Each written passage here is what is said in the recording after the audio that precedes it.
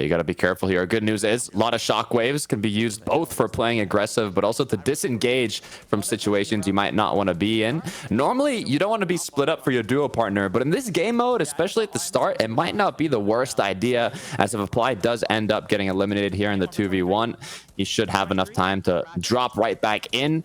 What does happen sometimes is you'll get knocked down because you don't instantly get eliminated, and when you get knocked down, it might be a better option to just fully eliminate yourself and then respawn right back in instead of waiting those 10 seconds that it takes to kind of pick up your duo partner. So we might see that happening here.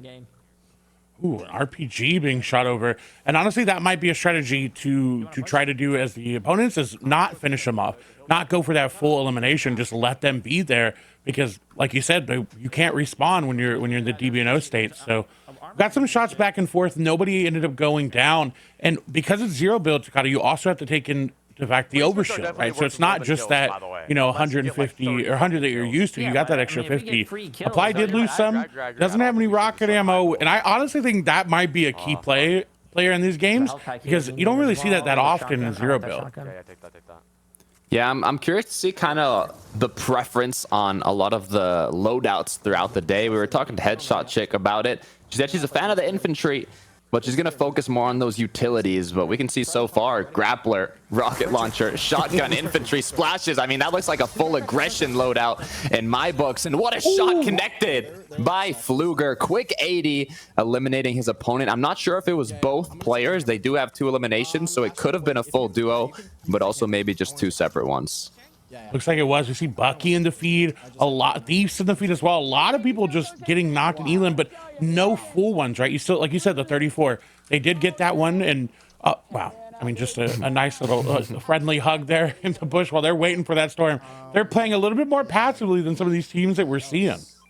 I mean, if you look at the format, you get 15 points for the victory royale, right? So if you finish in first place, you'll get a total of 15 points from all the placements you racked up along the way. It's 1 point per elimination, but if you think about it, I mean, you can kind of rack up quite a good amount of eliminations if players in the early game just kind of keep rebooting themselves back in. But from what we're seeing on the screen now, a lot of players aren't kind of focused on that. It seems they're focused a bit more on those placement points, playing in the bushes, playing it calm and collected. It is zero build, so you will get punished heavier than in the build modes if you do play fully aggressive, because you are going to run out of utilities eventually. But looking at Pfluger's loadout, 4 bunkers, 5 shockwaves. It's looking good, but with Headshot Chick getting knocked now, left alone, it's going to be dangerous. Yeah, he had to wait 8 seconds. So they did finish that elimination. Headshot Chick is going to get reloaded back in as long as they can stay up. They did. So they're back in. Like, I really like this mode because it kind of takes that pressure off of you get eliminated. It's like, oh, gosh, I got to go to the reboot van to reboot them. You don't have that weight on your shoulders. You can just kind of play how you want until they are rebooted back in, and then you get to keep going. Yeah, you spawn back in with a gray AR, but the issue is if you ended up getting eliminated and you can't go back to where you were eliminated, well, you got to find a way to get that loot. And if it's later in the match, there's not going to be too many options to where you can land. There's also going to be a lot of players already kitted up like Noah here with an epic infantry rifle. And if you can aim, which Noah can, I wouldn't want to be gliding in the surrounding area because it's not too difficult to get knocked out of the sky. Yeah, this is a team I'd be scared of right here with Jayth as well. These are both such incredible players, and I think they kind of have the best loadout. They've got the shields, the shockwaves, the bunkers, and their weapons are great as well. Moving over to Maddie and Collazo. We saw Collazo get elimed, and it looks like Maddie had it at one point as well because they have that gray AR, but able to find some loot that's been untouched and get back into it. So I'm excited to see. It's kind of a bait, right? It's out in the open. Ooh. I was waiting for those shots to come through. Uh-oh. 38 HP. Not looking good. We'll switch on over to Durius, though, alongside his duo partner. I kind of like the strat I'm seeing here. Under a bridge, playing it safe, playing it calm, but the zone is going to close in just 40 seconds, so they will have to make a move. Seems like there's, I was going to say, a team right above them, kind of gatekeeping them out, but it looks like they're the ones that are going to go for the 3-2-1 rather than... Oh, wait, I spoke too soon. They're going to wait it out. I like this because they're trapped. There's no way they're going to get out if they start shooting that team. They're just going to sit there and wait on the edge of zone for him. But they've got mobility, so they should be good. Bunker's going to go down. We'll give him that cover. Oh, they're going to throw 2 which will be very interesting to see if it affects later in the game.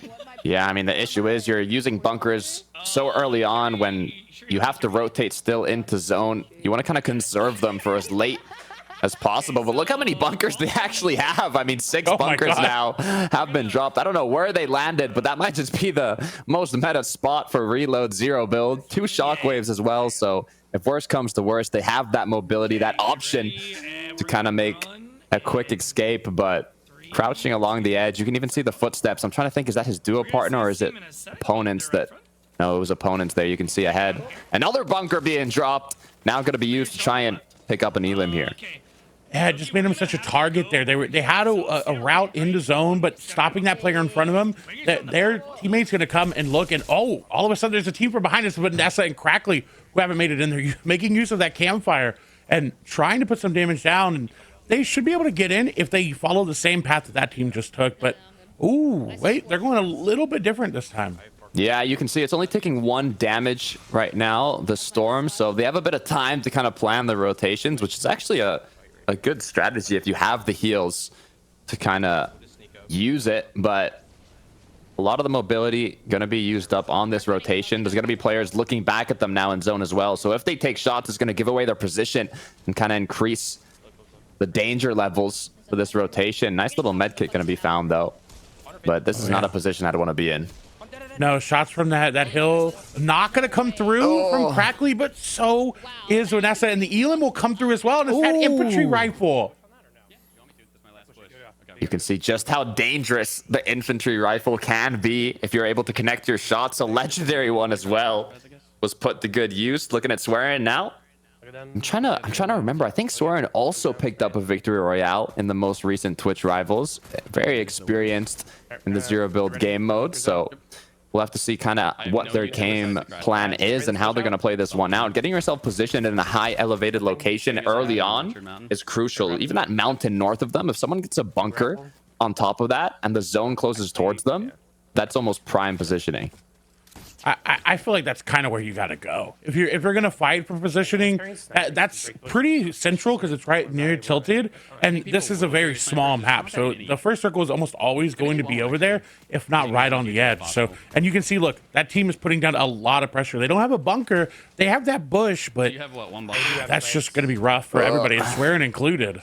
You can see the shots are getting connected. The bush has been broken. Now a bunker forced to be placed. But you can see they're playing it right because they're not using the bunkers like it was minis, right? They're waiting for when it's must be done, when they have no other options and they want to conserve their shockwaves. Still 6 in the inventory as well. So looking quite good. We'll take a look at Maddie and Sined, though.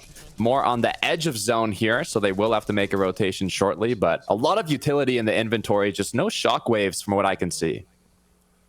Yeah, they're going to have to kind of use those shield bubbles as the shockwaves. They're going to have to throw it, run to it, and hope that they have enough time if they start getting shot at. It's really that hill up top that they're worried about, but I mean, look, quick rotation, nobody looking. This is great for them. Yeah, I mean, so far so good. I'd be kind of nervous in this situation. Might even get a little present. Unless I was going to say that they just put the bunker and trap the supply drop inside of it. But no, they will be able to secure that loot. You can see on the screen, reboot ending in 1 minute and 30 seconds. So once that timer hits 0, you will no longer be able to reload or reboot yourself back into the game. So getting eliminated will not be an option if you want to secure that VR. Next zone has closed. As we take a look at Happy Gal here alongside Tax.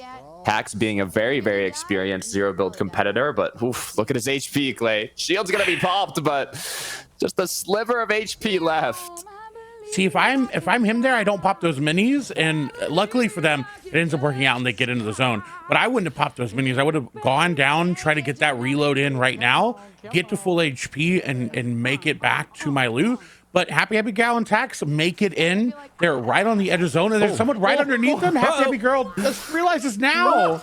The jump scare quickly for Happy Girl. Tax now going to be left alone. Good news is there's still 30 seconds left on the reboot. So if Tax is able to stay up 10 seconds, his duo partner will be able to get right back into the action.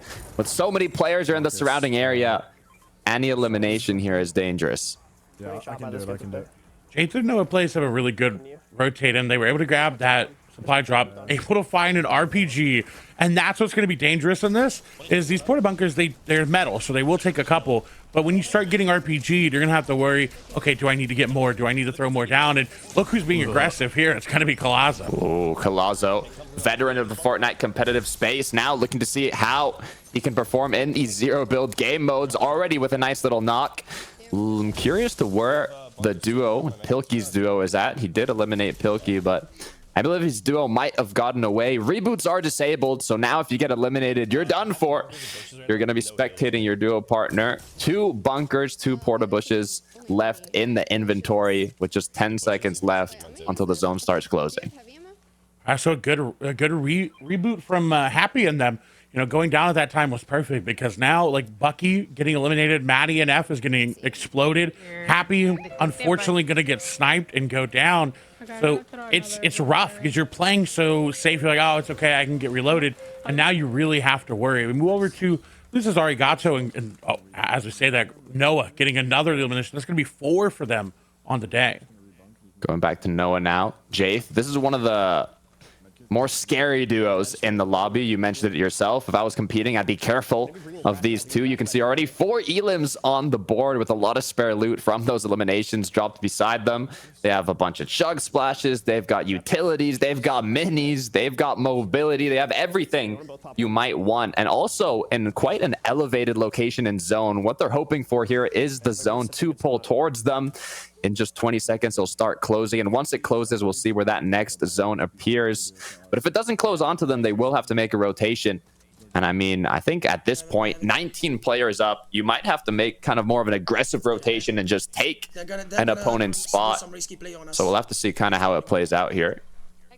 Yeah, Somerset and their teammate have a really good spot. They are going to throw some shots out, but I think that may have been a little too early, right? You're putting down that shield bubble. Now everybody knows where you are. You're as central as you can be on the highest point of the zone. So letting people know right away is going to be rough. And I like this constant shield bubble, but I mean, they're going to run out eventually. But that aim. Great shots being connected here. All they need to do is knock down that opponent. He has to get back to his duo partner. So when their opponent's shield bubble ends, it's now flashing. It's going to end shortly. It's going to be a battle. And it looks like Thieves is going to be the one getting eliminated here. Will they go for the loot, though? They have 2 more bunkers that they can use if they want to kind of play it safe and pick up this loot. And just like that, 13 players up now. And they're going to go right back to the bush. It's kind of a perfect elim, because that's in zone for them if they want to keep going back and forth to it. And you saw, look how many more shockwaves they grabbed into their inventory.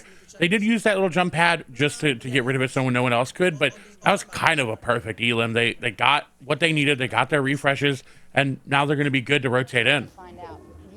Taking a look at Tax once again. We saw that Happy, unfortunately, got eliminated a zone and a half ago. Now Tax being left alone to try and clutch this up as a solo.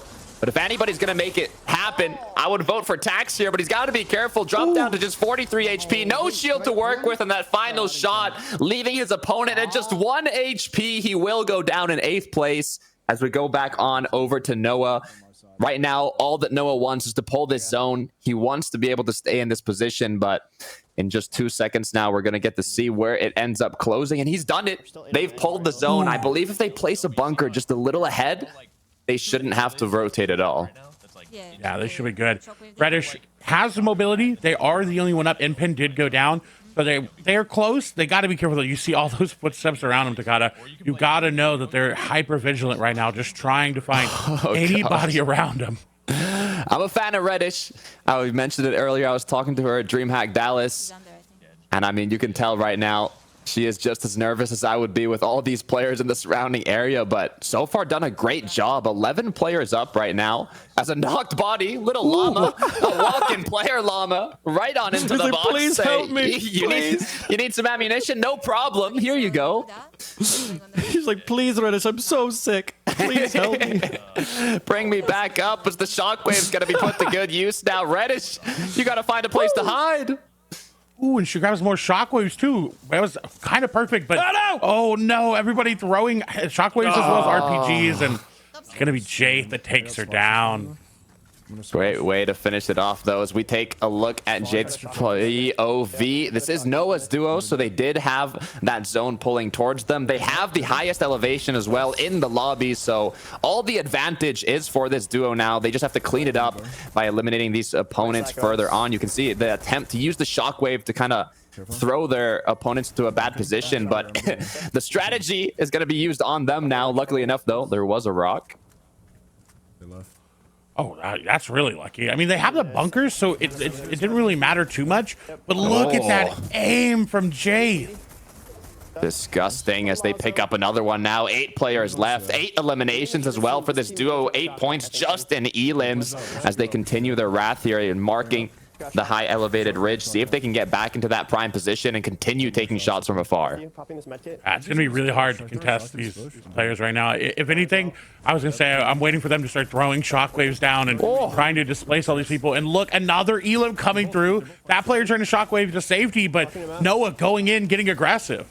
They know the players are low. Now's the time to attack. 91 cracked. One more shot needed to connect, though, to secure that elimination. And Noah does it from the vertical shot in the clouds. Noah is not missing a single bullet, but he's got to be careful. Caught from the backside, gets knocked down. Jaith now left alone. Shields for Jaith are non-existent. He did have those chug splashes, but it's Swearing and Rotten Twinkies who are hiding. It's going to be a 2v1v1. Now a 2v1. It's Jaith versus them.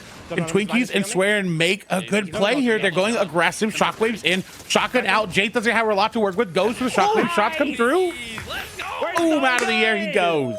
Great way to finish it off. Swearing and his duo partner Rotten Twinkies showing that you don't have to play extra aggressive to secure the VR. All it takes is a bit of patience, and that's exactly what let them pay it off. And precise aggression, right? You called it there at the end, Clay. Like they were like, all right, we're gonna be patient. We're gonna get to this final circle. We're gonna get into the 2v1, and now let's go aggressive. They clearly had the shots to back it up. What an end game! I mean, that was thrilling. There was so many great shots there in that final circle. Noah was popping off. I mean, you saw that, Clay. He was not missing a single shot. No, and those shockwaves came in handy for more than just movement, right? At the end there, they can just throw them and scatter everybody. But that ended up being their downfall because they got too aggressive and too separated from each other when those reloads weren't on. I also wonder, like, with how much they were shooting into the sky, which is objectively impressive, but is disorienting. Like, do you lose track of where cover is and where other people are? Are you just like walking out into the middle of the open saying, please shoot me while you're looking up at the sky? You know, it's hard to keep track of things in 3 dimensions. Yeah, it's that zero build kind of experience, right? Noah was hitting all his shots, but his issue is when he shockwaved himself out, you said it yourself, he got put in the open. So he hit his shots, he got his elim, but then the whole other duo was just raining shots onto him, ended up knocking him down. If he threw a bunker maybe and then went for the shots, it could have been the play, but it's so hard to think that quickly in those final moments. All the players in that top 3 secured a good amount of points. It is 6 total matches to be played out, so the sum of all those points will be what decides the winner, so it's not even close to being done yet. Yeah, so we got 1 game down, 5 games to go, folks. We're gonna take a quick break. When we come back, we'll have more action right here on Twitch Rivals.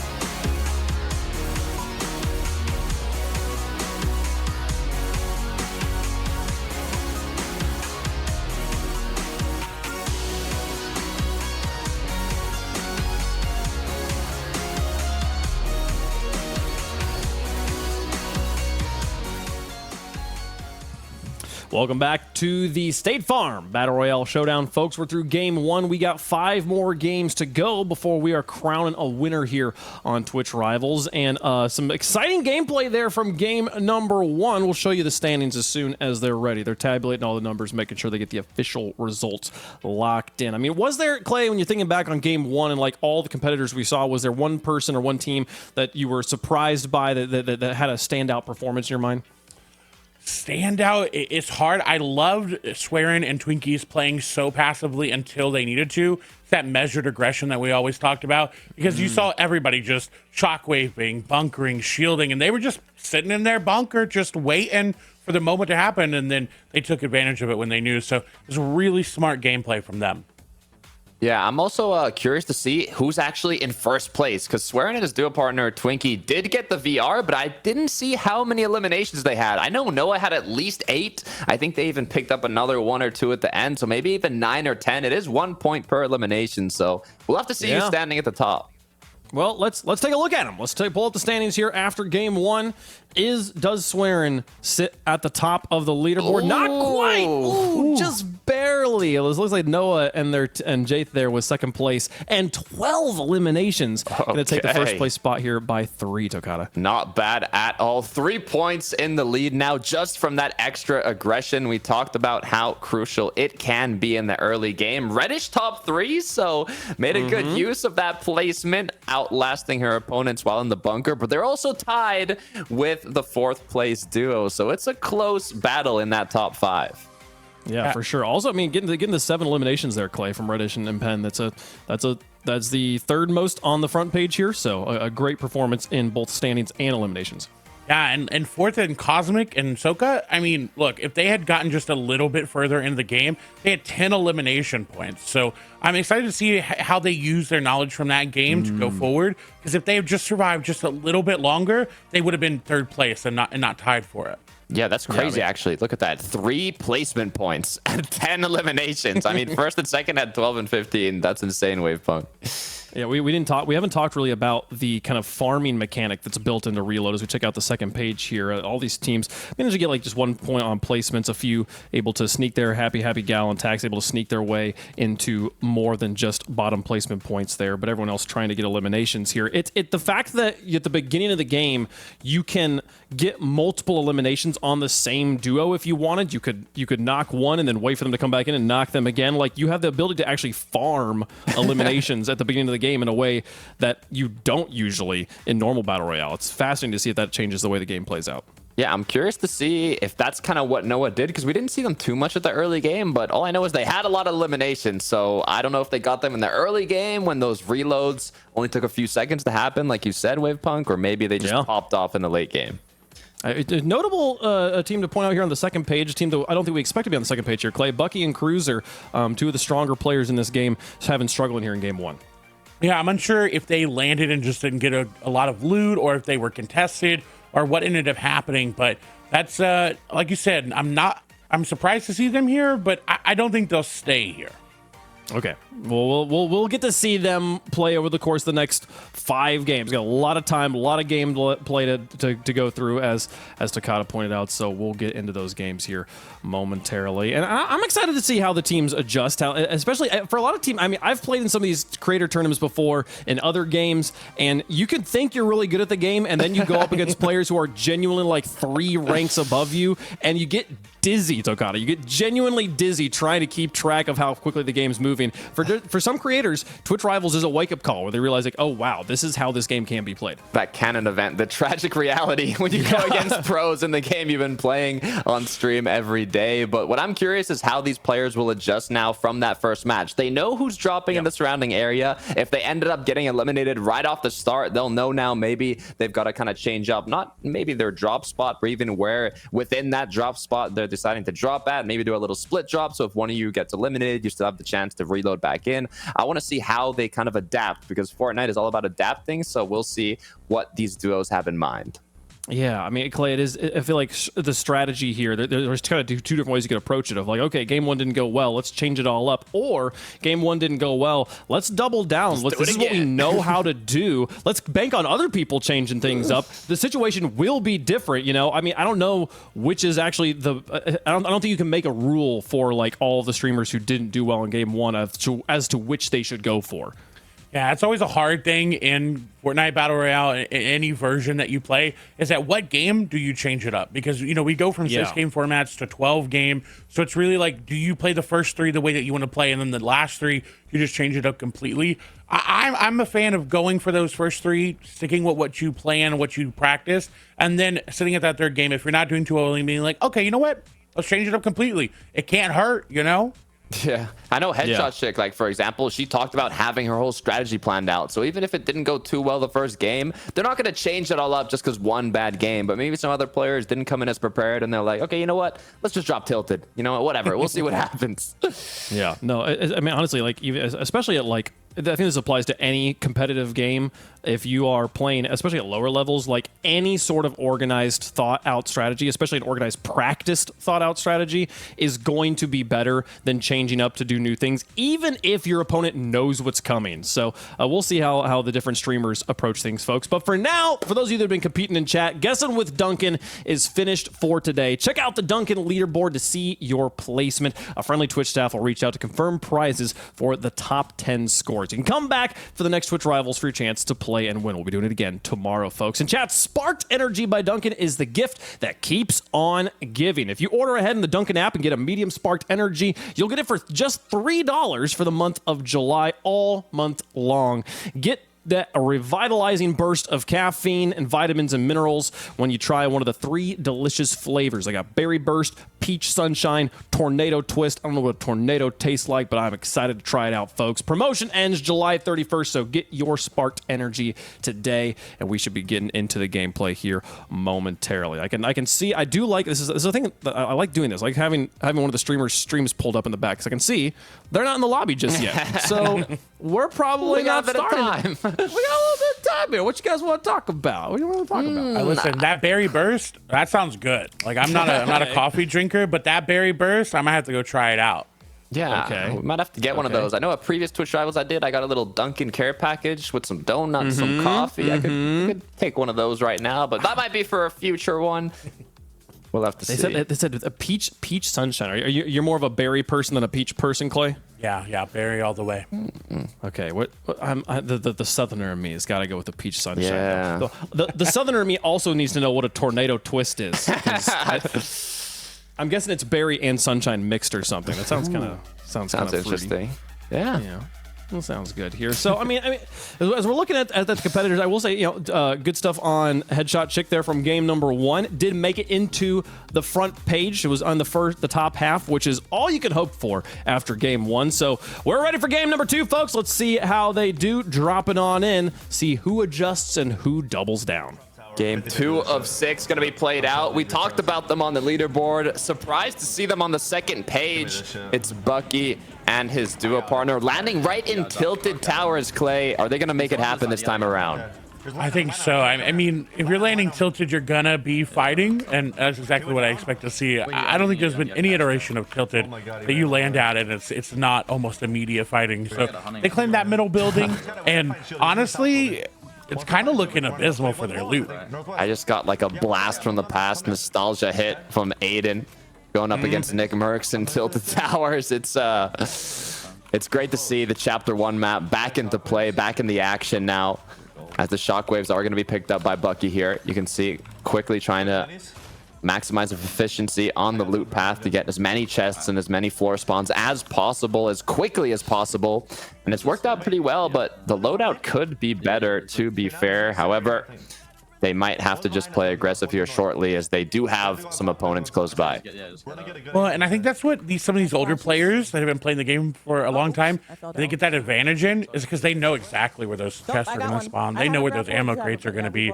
I mean, we played this game since it released. Like, if you don't know the Tilted Tower spawns by now, it's a little unfortunate. But this is the team that is in the middle, that big hill right there. We've got Soka and Cosmic. And we saw, again, they had a lot of eliminations in game number 1, right? 10 eliminations, but only 3 placement points. So what do you think they're going to do a little bit differently here, Takata? You know, I don't even think they really got to change it up because that's a good amount of points. 4th place is not bad at all. However, all it's going to take is them to continue playing like they did in game 1, but just make it to the late game. Even if they didn't make it to the late game, they got 10 elims, which is more than enough points to solidify a good place on the leaderboard. So once they actually make it to the end game alongside those eliminations they've been getting, that could be a 20-25 point match if they end up getting the VR. So I don't think we'll see a lot of changes in their play style yet, unless they end up getting eliminated early on and not getting a lot of eliminations. But it's only game 2, 6 total matches to be played out, so they've got time. I do indeed. And we saw some elims come through. I think one full team has been eliminated. I'm not sure exactly which one or where they're landing, but you know, this map looks so small, but when you're watching this, there's so many places that people are running into that have not been looted. So it's very interesting to see like how well balanced it is for the amount of people that you can have on this map. Really like to see that.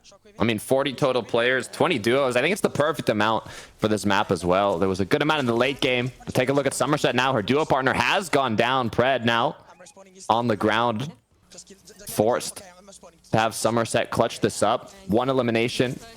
But now you have to get that last one, and it's another duo. It's another duo that came in for the 3rd party. So although Somerset eliminated 1, the good news is I believe her duo partner did have time to reload back in.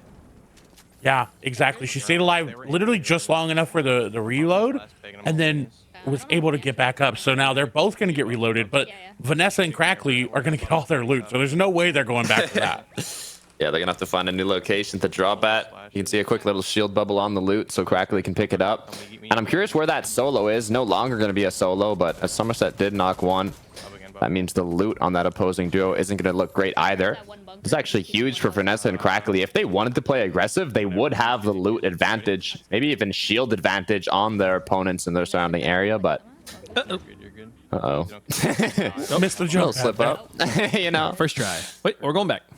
All good. Back and forth. Little ring around the rosy here. Forgot a bit of loot. Pick it up. Come back. Crash pad back. Bunkers actually don't say how many there are anymore. It's actually Yeah, like a cool it is addition. annoying. Yeah. Interesting from them. We see a lot of elims coming through. Somerset getting knocked again. So is their teammate going to stay up? They do end up getting eliminated fully. But so much more aggression this time around. At this time, I think we only lost like 1 team. Now we're down 2 different teams. And They're in there. I'm intrigued to see if that last game there as well, we're going to get aggression. And Shockwaves are going to go out. That's going to throw the team off. And that's going to solidify that high ground for them. But that team, I think, going aggressive on another one. So very interesting gameplay so far. You got to be careful because as time goes on, more of those bushes, little huts, kind of areas you can hide in are going to be occupied by enemies. So if you choose to play the edge of the zone like we're seeing here, then it's going to be more difficult to know which is kind of a safe place to rotate to. But if you get mid zone, center zone very early on and kind of just hold the position, it might just be worth it to lose out on a bit of eliminations you could potentially get from playing edge if you're able to secure that placement. But looking at Clutch and his duo partner Vexy here, currently only 1 point on the leaderboard, but with this elimination they've secured, they are now en route for a better match here. The body we killed. And now we see the grappler, but we didn't see as many of players using it in that in game. At the end, they chose those shockwaves, and I think that's very telling because I love the grappler. Grappler into the harpoon was my OG combo back in the day, but it feels so one-dimensional because everybody's going to know the angle that you're traveling at, right? With the shockwave, you can kind of angle however you want, and you can break those bunkers up with it. So it's interesting to see who's carrying that over the shockwaves. Yeah, especially in Zero Build 2, where a lot of these players are so comfortable aiming and they're so well kind of conditioned to take those shots out of the sky. When you kind of use a grappler, like you said, they're going to know which positioning you're kind of pulling yourself towards, and they're going to beam you out of the sky. Like, you're going to lose at least 100 HP from using a grappler. So the shockwaves will probably keep you up a bit longer. As we see in the feed there, Cosmic, I believe, might have picked up a knock and an elim, or even potentially 2 eliminations. 32 players are up now. But for Crackly and Vanessa, they've done a good job of kind of playing it safe, but I might have spoken too soon. The caster curse, as Crackly gets all his shield knocked out, now going to be forced to play into zone here to try and stay up. Yeah, and that's smart because I think it's a little too late now for them to go down right there. They had too much loot and too much riding on that to get eliminated. We move over to Cosmic. Like you said, 4 eliminations on them right now. This is on track for what they did before, and I'm excited to see how it keeps going. But again, one thing holding true, Takata, that infantry rifle. We're seeing it yet again. It's so powerful. You can see on the receiving end what it can do as well. Even with that 50 bonus shield from Zero Build, Cosmic is dropped down to 63 effective HP and shield. No minis in the loadout. Now forced to just heal up with bandages. They might have to slow down a little bit here if they don't have any heals. We can kind of see the decision making being made in real time from Cosmic here, trying to decide what they can do to heal back up. They'll find a med kit, and they have that big hill in the middle there. And at what point? I mean, this is a hypothetical, Takata, so it probably won't happen. But at what point do you just, if you didn't have heals, did you just drop all your stuff to your teammate, go run out in the open to try to get reloaded back in? The thing is, it could work, but the issue is when you get eliminated, and if the duo knows that you're a solo now, your duo partner has gone down, and they're going to reload in, and they see a solo. All it's going to take is a shockwave play onto them to clean them up and take that position. And seeing that Cosmic and Ulusoka have such a good position right now, if I were to see one of them get eliminated, like, I'm fighting for that position. I want that hill, so that would be the perfect opportunity to kind of jump on them. And it's a little risky because then if you get eliminated, then you're out of the game. So there's not a lot of times I would do that, right but where you were peeking is where the med kit was. but it could be a play. Yeah, Hey, you never know. You never know. But they have a better setup than the last hill, right? They have the bushes and the bunkers up top. So I'm excited to see how it turns out. We move over to Tax and Happy Gal over here in Tilted. They are going to play the zone like we talked about before. They have a lot of mobility, but I'm worried, do they have those bunkers? I love the energy. I love the energy from Happy Gal. I'm here for it. I like it. It's a good way to keep your duo motivated, right? Keep the vibes at an all-time high. That can be more important than even being able to aim very well. It's just keeping the team vibes up. And this team has some good vibes. You know, is she about to emote on us? I think she's emoting. Oh, okay. I mean, but she's got those moves. Let's be honest. Hey, for real though, like I can't move like that. This is excellent. Well done. That might be the clip of the day. I'm going to be honest. That deserves a VR. Yeah. That deserves a VR in my book. Listen, I want them to pop off. I want the State Farm spotlight right there, folks. That's it. Remember That's that it. moment. Don't forget that moment. We'll have to vote on it. And I want that to be Replays. a solid spotlight. Solid competitor, especially in zero build replays now. Sniper rifle in hand. Epic pump shotgun as well. This is a combo for aggression. 3 elims on the board already, but I wouldn't be surprised if they go for more. And something we didn't see actually in that first game was a lot of sniper rifles. We saw the hunting, but not the bolt action. So I wonder if it's because it doesn't fully, I don't think it fully gets that elim. I'm not sure on the damage right now with it, but very interesting to see replays with it. I say that, but he's a phase member, so it's really not. I mean that's kind of what they were built on. So let's see if we can hit some 6 snipes today. I think you get kicked out of phase if you don't equip a sniper rifle when you have the opportunity to. So It's in the contract, actually, yeah. If you're not using one, you're dropped. So yep. Replay staying true to his org here. 1 minute and 30 seconds until reboots are no longer available. So the pressure is going to be on for these players, as now he's kind of crouching closer and closer, trying to bait a shot from his opponent. He knows that there was a duo at that bunker previously. Are they still there, though, is the big question. Just watch your head. Yeah, based on those footsteps, I think they are, but they got a really good spot. And unless this team decides to go aggressive, they're good. And as I say that, they're throwing shockwaves, so they got to be careful. They may have to get aggressive and play for it, but he's looking for that snipe because that's that engage, right? You hit that, you're going to take a lot of damage onto them. You're going to take those shields off, and that's your key to go in. But they've got 18 seconds. They're going to have to make something happen. They may have to go all the way around and back in, but at that point, they don't have heals. They're just going to lose too much HP. I mean, that sniper can be the win condition for these engagements. All it takes is one headshot, and he can grapple onto his opponents, take the 2v1, but it looks like they're going to give up their position here. So if there are any players, they're going to be aware of the position now. Little team shockwave to get into zone, as it looks like Cosmic has picked up an elimination onto Headshot Chick. Now up to 7 eliminations. Last time we took a look at them, I think they had 3, maybe 4, but they're staying true to their aggression from the initial game. But this time around, will they be able to get more placement? I think so. I think they found their spot that they wanted. They found enough loot. What I'm worried though, Takata, is the shields, right? Because yes, you're gonna get these early items, but this zone closes. It's probably gonna pull into lazy. Oh, it pulls a little bit off. The early rotation will come through, but what are they really gonna do when they start taking these big chunks of damage like that? Gotta be careful. I think they have a campfire. They do. Okay, so they're gonna use this campfire, heal up a little bit, but there's no shields in the inventory. I don't think I was gonna say, okay, not too many more bandages. A single bandage. I believe Cosmic is gonna get up to 75 HP here, maybe full if he can use the campfire for long enough, but they're gonna have to rotate into zone, and I think they might. I mean, they have 4 bunkers. This wouldn't be the best time to make an aggressive play unless they're able to get a knock or even find a third party. It's going to be difficult. They're going to need to play this one smart. And they have a lot of people right in front of them. So if they're going to go anywhere, I feel like they go southwest south, and they're going to make that move, going right for a bush that may have people in it. It does, and oh my gosh, that's ready. No, Somerset and their teammate. Ulusoka now left alone. She might even be able to pick up his duo partner, but they are both gonna go down. 10th place for the duo, once again securing a good amount of eliminations, but not too many placement points. On the other hand, we have our first place duo, Noah and his duo Jaith, right now with 24 points going into this match, but now 4 eliminations. Both players with 200 effective HP and shield. Spur loot on the ground as well. 6 shockwaves. I mean, what more do you need, Clay? I think they want more because they just got happy and they haven't got their loot, so maybe they should use some of the shockwaves and go over it. But they're playing a much more controlled game, I feel like, this time. They're waiting, they're getting their elims, they're not going so aggressive yet. I say that, but we know as these zones move in, they're gonna be forced to. But honestly, this is like the best case scenario for them. They got shots on players rotating in. They're not scared of those players holding them out either. So I'm excited to see. Ooh.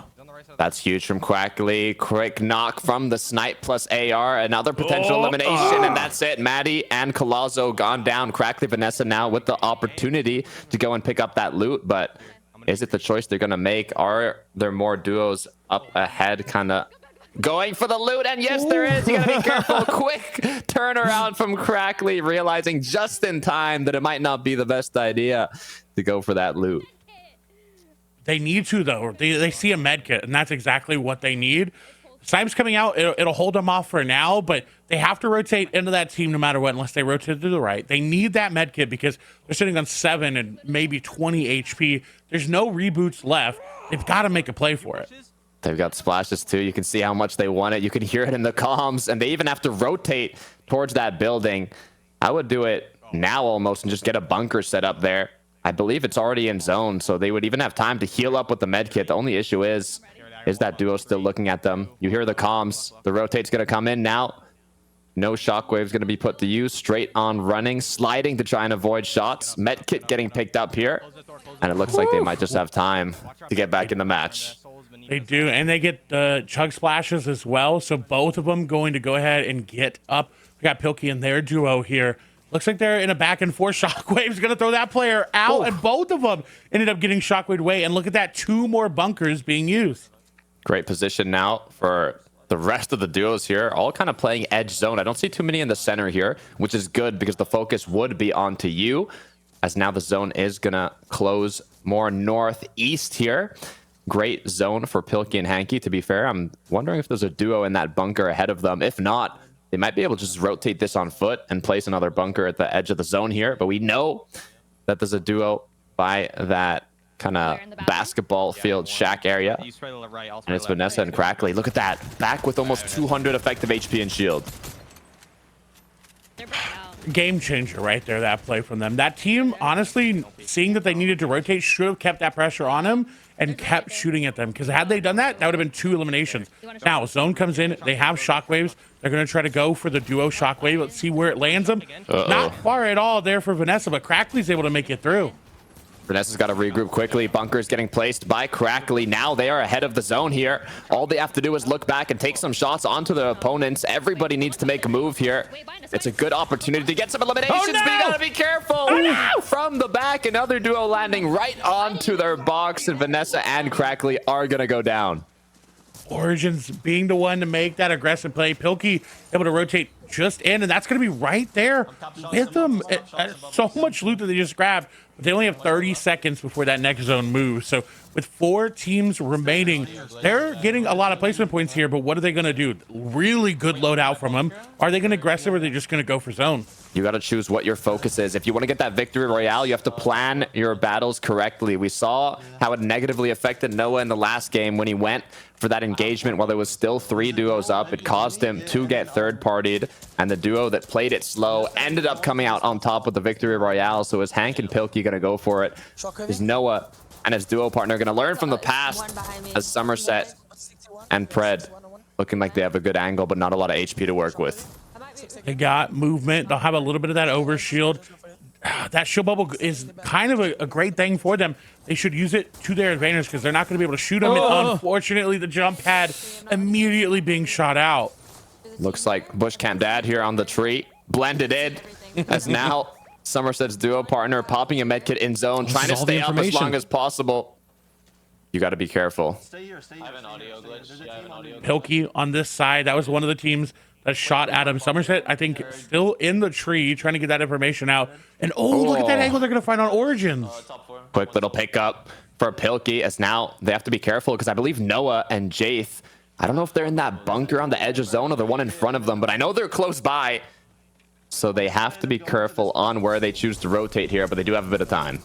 Ooh, shots coming through. Jade's going to go down. Noah into the zone, does put some damage back down. Shockwaving a body up to him, trying to find where that last player is. I think that's Somerset's teammate. It's going to be a 1v1 over there.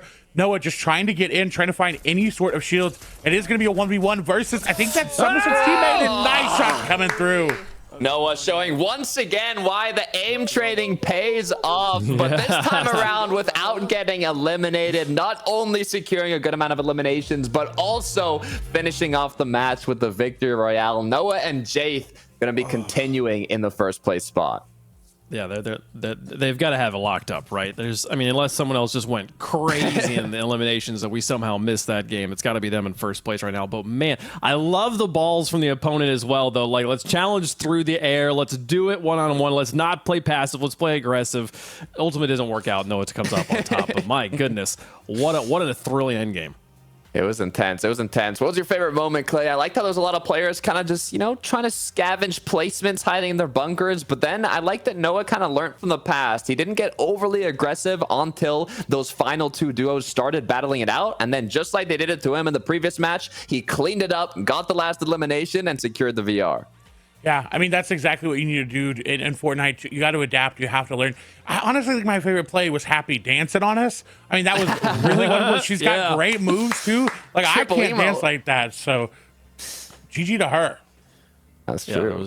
it was layers, emotes on emotes there, folks. There was something really like immersive to me about riding along with Vanessa and her teammate as they like flew across to the bunker. They turn around, they're getting engaged, and then they immediately get jumped on from behind. Like, I felt like I was in that moment with them, where it's just like the battle royales can be horror games sometimes. They totally didn't realize that they were there, and then all of a sudden it's the end of the game. But that's Fortnite, folks. It'll happen. So we're gonna take a quick break. When we come back, map 3.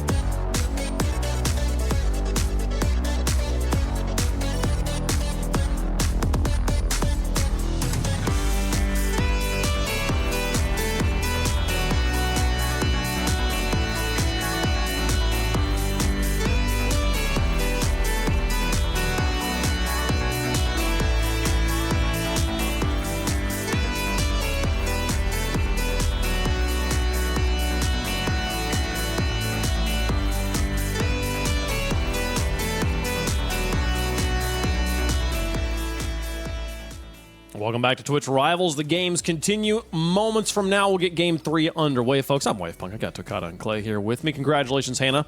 Top driver. Well done getting the Prologue SUV all the way through the maze and getting the V. Look, Hannah did a great job, but we've got an imposter among us. I was looking at you, Wavepunk, sabotaging the route. I saw you going the opposite ways. I'm not going to let that slide next time. I'm just saying. I'm a full-on agent of chaos. It was going too well. We had to like throw a little bit of a wrench in the works there, folks. But yeah, we'll see. Okay, Clay, who do you think's got the best? I'll ask you fun questions afterwards. Let's take a look at the standings. I care more about the actual results of the tournament here. Valid. Pretty confident knowing them going to still be up on top, yes sir. But these are the standings from map number 2. These are not the cumulative standings at this point. They secure an extra 23 points there for coming in first place with 8 eliminations. But Somerset and Pred there, 5 eliminations coming up in second there for 17. Well done to Pred. And yeah, any other big surprises here? Ooh, I'm looking Vanessa at Tax. Go ahead. Ooh, Vanessa as well. Well, on the first page, we saw 2 names that were, I believe, second page or in the low half of page 1 after the first game, now kind of bumped up. So if we look at the combination now of both games, we can see the changes. Noah and Jaith, absolute domination with 47 points versus second place being 28. But if you look from second to fifth, it is neck to neck, 28, 27, 23, 20 points as Cosmic and Ulusoka have maintained that 4th place. Swearin and Rod and Twinkies have dropped down a spot to Somerset and Pred. And then we have Hanky and Pilkey close by. So it's looking pretty intense. Seeing a lot of improvement though for some of these people that we talked about, replays and company getting more this time, Bucky getting more. They're slowly making their way on up. So I'm excited to see what we got. We have a couple more games coming through, so there's still a lot of shakeup that we had. But that first to second is such a big gap right now.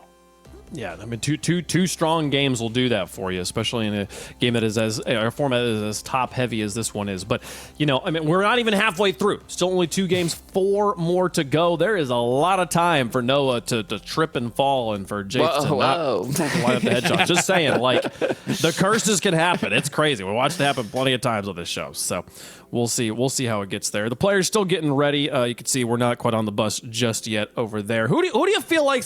I'm sorry, no, not meaning to curse you. Okay, it's gonna be okay. No, what are you in chat for? You don't play these tournaments. Come on, get out of here.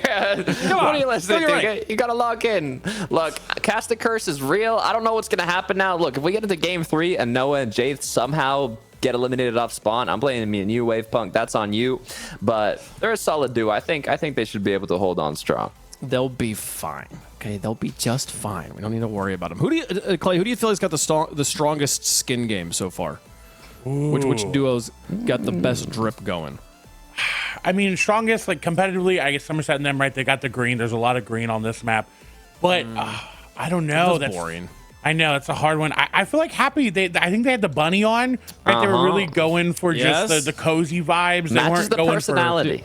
Dude, Exactly. she even has an emote for it. Like that's she? clearly her skin. Yeah, check it out. Check out chat. It's all her face and her skin right now. So the happy fans are here in force, folks. We're ready for game number 3. Let's see if they can improve on their performances there. We'll jump on board with a duo we haven't spent much time with here, Will and Kalen. We'll see what they're able to do. Pleasant Park, I believe this is where Vanessa and Crackley are dropping, or at least they were dropping in the first game. So I'm not sure if they've decided to change up their strategy, but so far so good. I don't need it that bad. It's fine. Yeah, and this may be one of the teams that they're going aggressive on. And, oh, look at that pull. A legendary AR. And he dropped the epic shotgun there. I don't know if he meant to, but I would pick that up because the heavy shotgun was my go-to back in the day. Back in those double pump era. I mean, personally, I'm taking that epic heavy shotgun over the green tack, but everybody's got preferences. Maybe he wants to kind of match his outfit. Got the green outfit, got the green pump. You know, I couldn't tell you. But for his duo partner, not too happy with the revolver, so he's going to choose to pick up that utility. And he already has 4 porta bunkers, so in terms of utility, they are looking pretty good.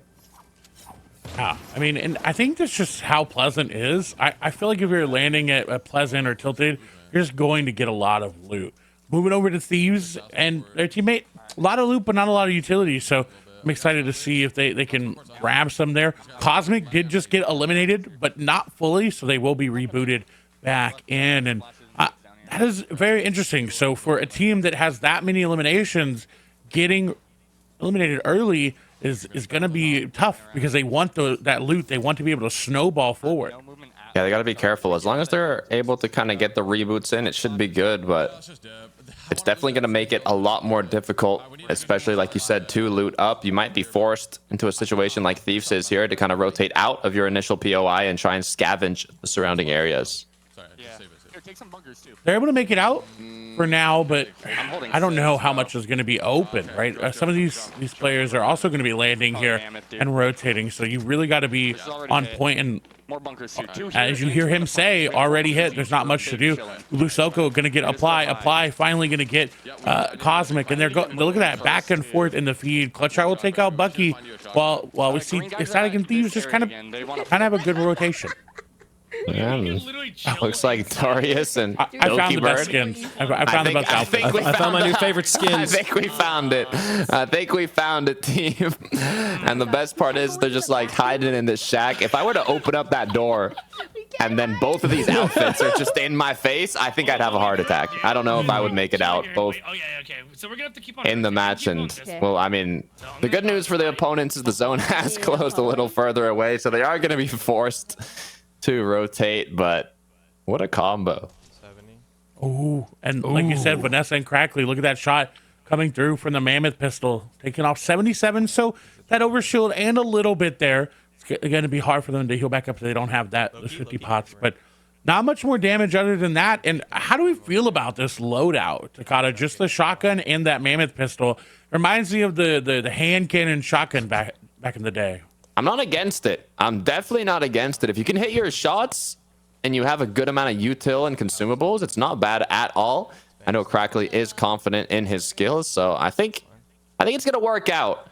The issue is there is quite a few players in the surrounding area. Still 40 players up, so 20 duos are still running strong. Not as much aggression coming out from this game. Players are realizing, okay, maybe we've got a long ways to go to get to the top half of the leaderboard, or maybe you're Noah and Jaith, and you just kind of hold on to the positioning you already have. Fluga headshot chick. Gonna see if they can line up a 3-2-1.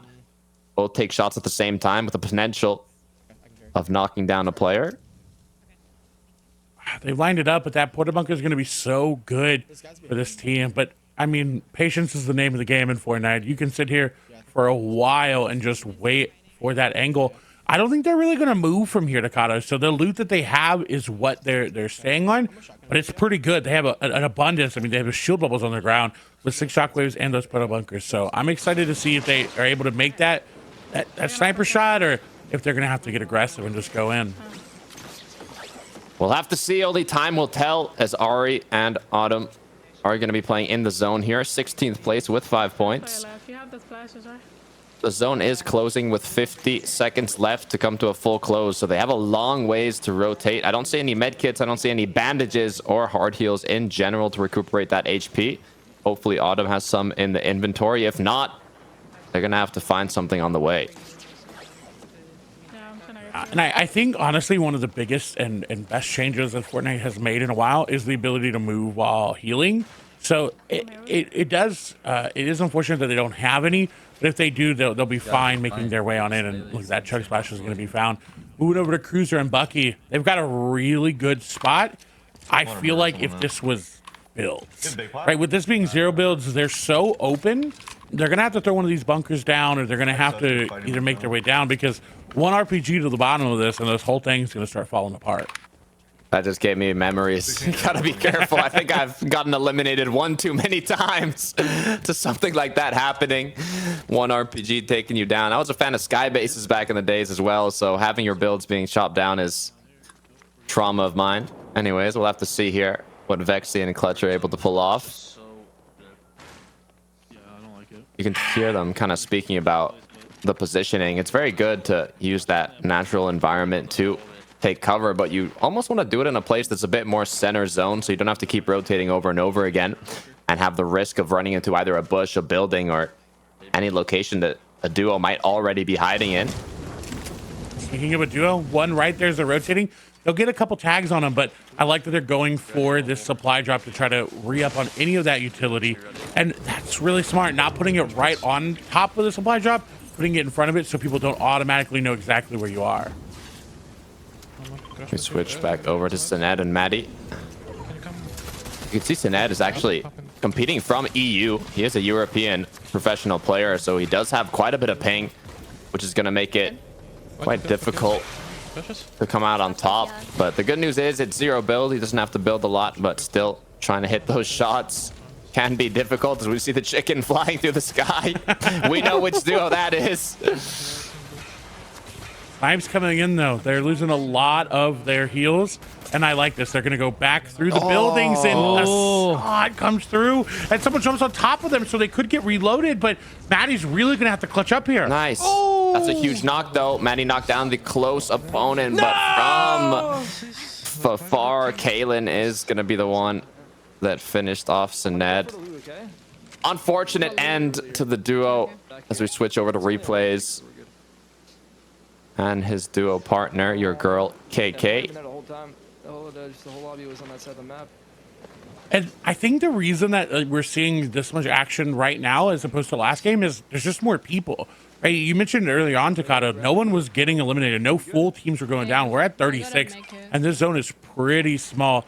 They did miss the bandages there, so we'll see if that comes back into play. But playing the zone could end up working out really well for them because they could scavenge. But with 5 seconds, with it moving, it's going to be rough, Takata.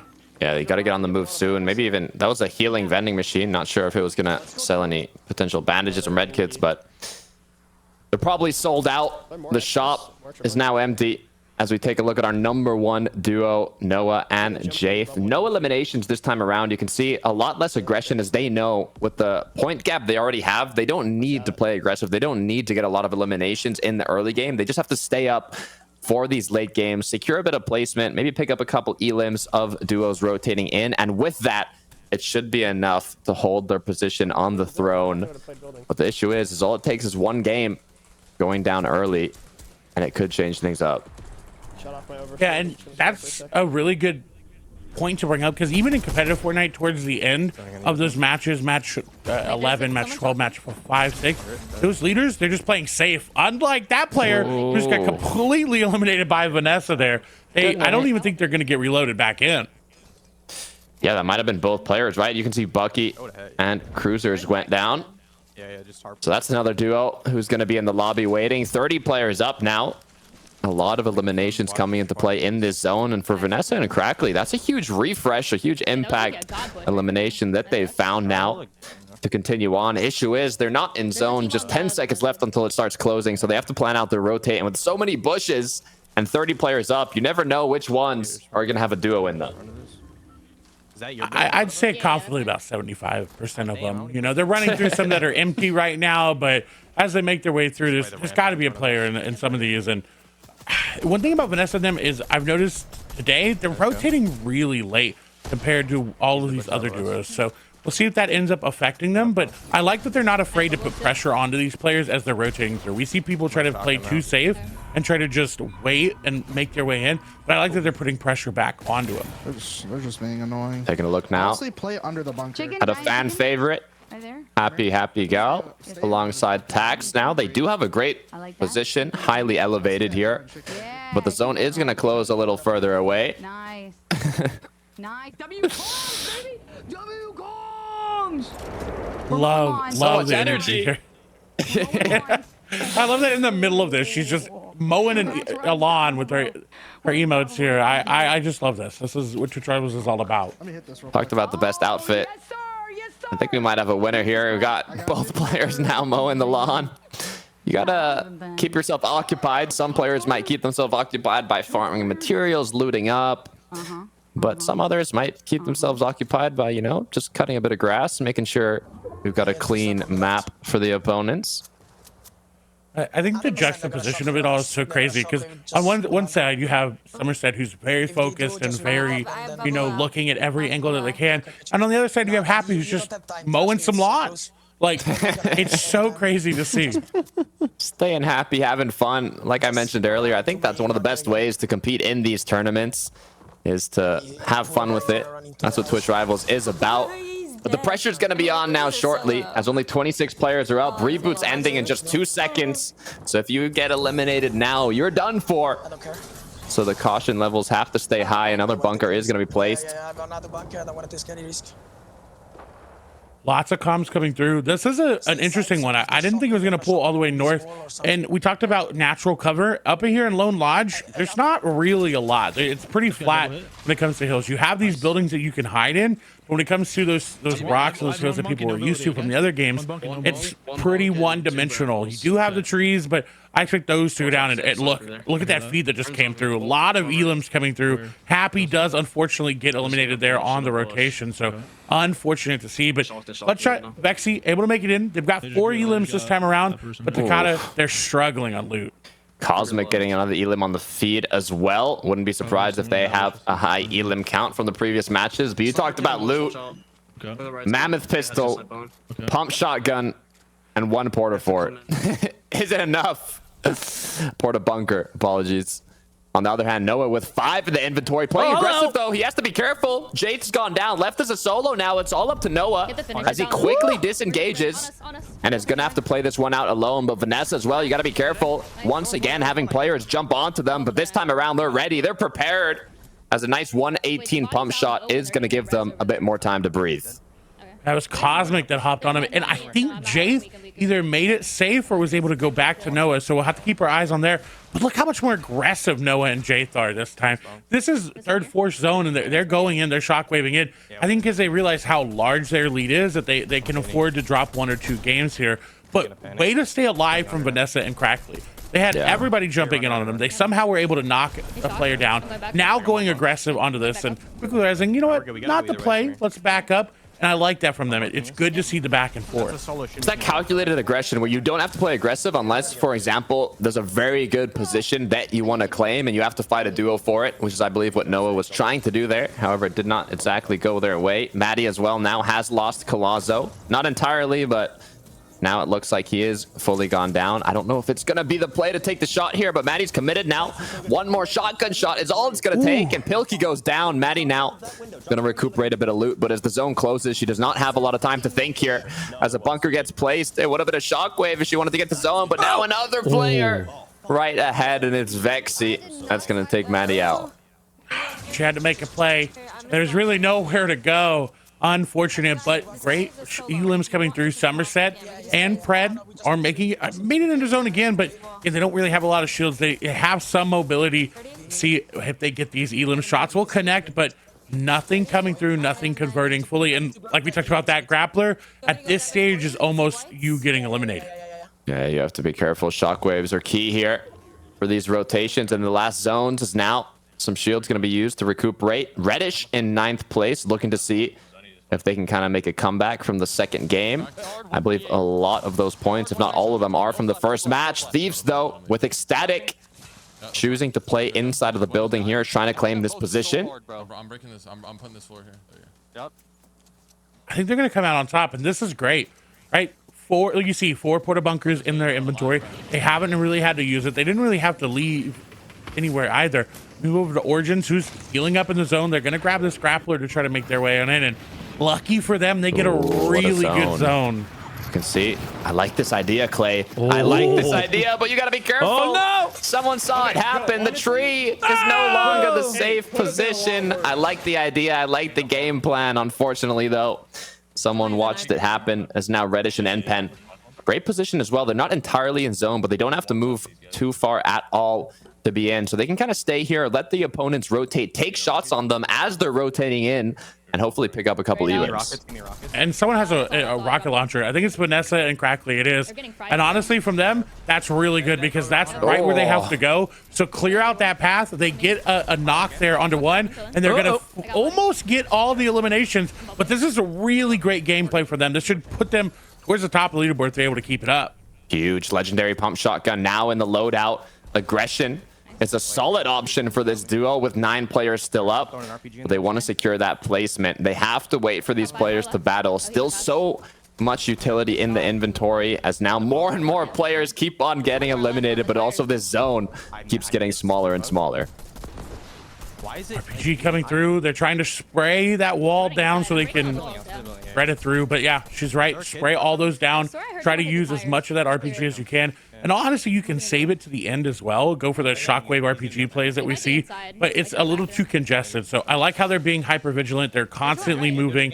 They have a really good spot. They have everything they need to make it to the end. And a Sodu, Headshot Chick, and Fluker. Good amount of mobility, good position in zone. See how it works for them. Issue is they're on the opposite side of zone. Headshot Chick is going to have to do a large rotation, but Somerset, on the other hand, already in zone. They just have to wait it out for the zone to close. They are staying ahead, as now they're trying to kind of break the builds. To be honest, staying in this bush might be the best idea because there's no other cover. Just wait for a duo to walk on in and surprise them as the bandages are getting used. Luckily enough, they have that med kit as well. They can drop for Pred. They do. Really good spot. They're going to see almost everybody. Shield bubbles being used. Footsteps all around them. Somerset them do have to be careful though. Again, there's an RPG in play. One of those is going to get rid of that bush and do a lot of damage. And look at that angle she has on some of these players. It's on to Reddish, as now they have to plan out the rotate because zone is getting smaller and smaller, but the shockwave is going to push Reddish right into zone as she goes back in with a jump pad. But now you've got to be careful because the pressure's on, gets knocked down, and Pen left alone. Shots for Impen do connect though. He does have a good amount of damage. Will he get the elimination? Though he does. Nice. We'll find the shields.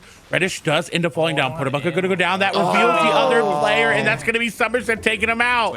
Just 20 HP now. It looks like Vanessa and Crackley want to clean up the engagement as the aggression comes on. They still have the rocket launcher. They still have the legendary pump shotgun. The loadout advantage is theirs. Even positioning, being on top of this bunker, all they have to do is connect their shots, as now they're looking back, trying to find this last player. The knock gets eliminated. A 2 versus 1 now for Vanessa and Crackley. And he's all the way in zone. Pred's just trying to stay alive for as long as he can. One medkit. It's not really going to keep him alive for any much longer, but great plays there for them. If you think about it, how many medkits did he have? Because I don't think Vanessa has a single medkit. Crackley doesn't either. That was so fucking They end up securing the VR, but I got stressed out there in the last moments. You can see Vanessa and Crackley did too, but they will ultimately end up securing that victory royale. Great attempt though from the last player that was there. I believe it was Pred playing the heal off. Yeah. So that was solid. That was solid. There's always that panic moment, Clay, where the team that's in the heal off doesn't know they're in a heal off until they realize, like, wait, I need to switch gears here. Wait, and then you win. It's fine. Yeah. Luckily for them, only one medkit on Pred's side. He wasn't able to find anything else out there, so able to take it home. And we saw their gameplay change completely. They got a little bit more aggressive towards the end there with Vanessa. I mean, heck, they had a lot of people dropping on them, so it was kind of free elims for them. But great gameplay all around. Yeah, what a bounce back too. We'll see how that changes up our leaderboard. We finally see a top 2, top 3 that doesn't involve Noah. And so we'll see. We'll see how. I don't think it counts as a curse. That. Yeah, I wonder why that happened, Wave Punk. That's not a curse at all. It's hard to be consistent, weird. you know? It's hard to be consistent. I'm saying it's a difficult game. It's real hard to win this top time every time. Anyway, yeah, big improvements from lots of our teams there. So this should shake up our leaderboard as we go into the second half of the tournament. We're now got 3 games down, 3 more to go, chat. So we are rolling on here. We will be crowning a champion at the end of today, though. Excited to see who gets to hold that title of Twitch Rivals champion at $1,000. So we'll be getting to that a little bit later on. Before that, we're gonna take a quick break. We'll be right back with Game 4.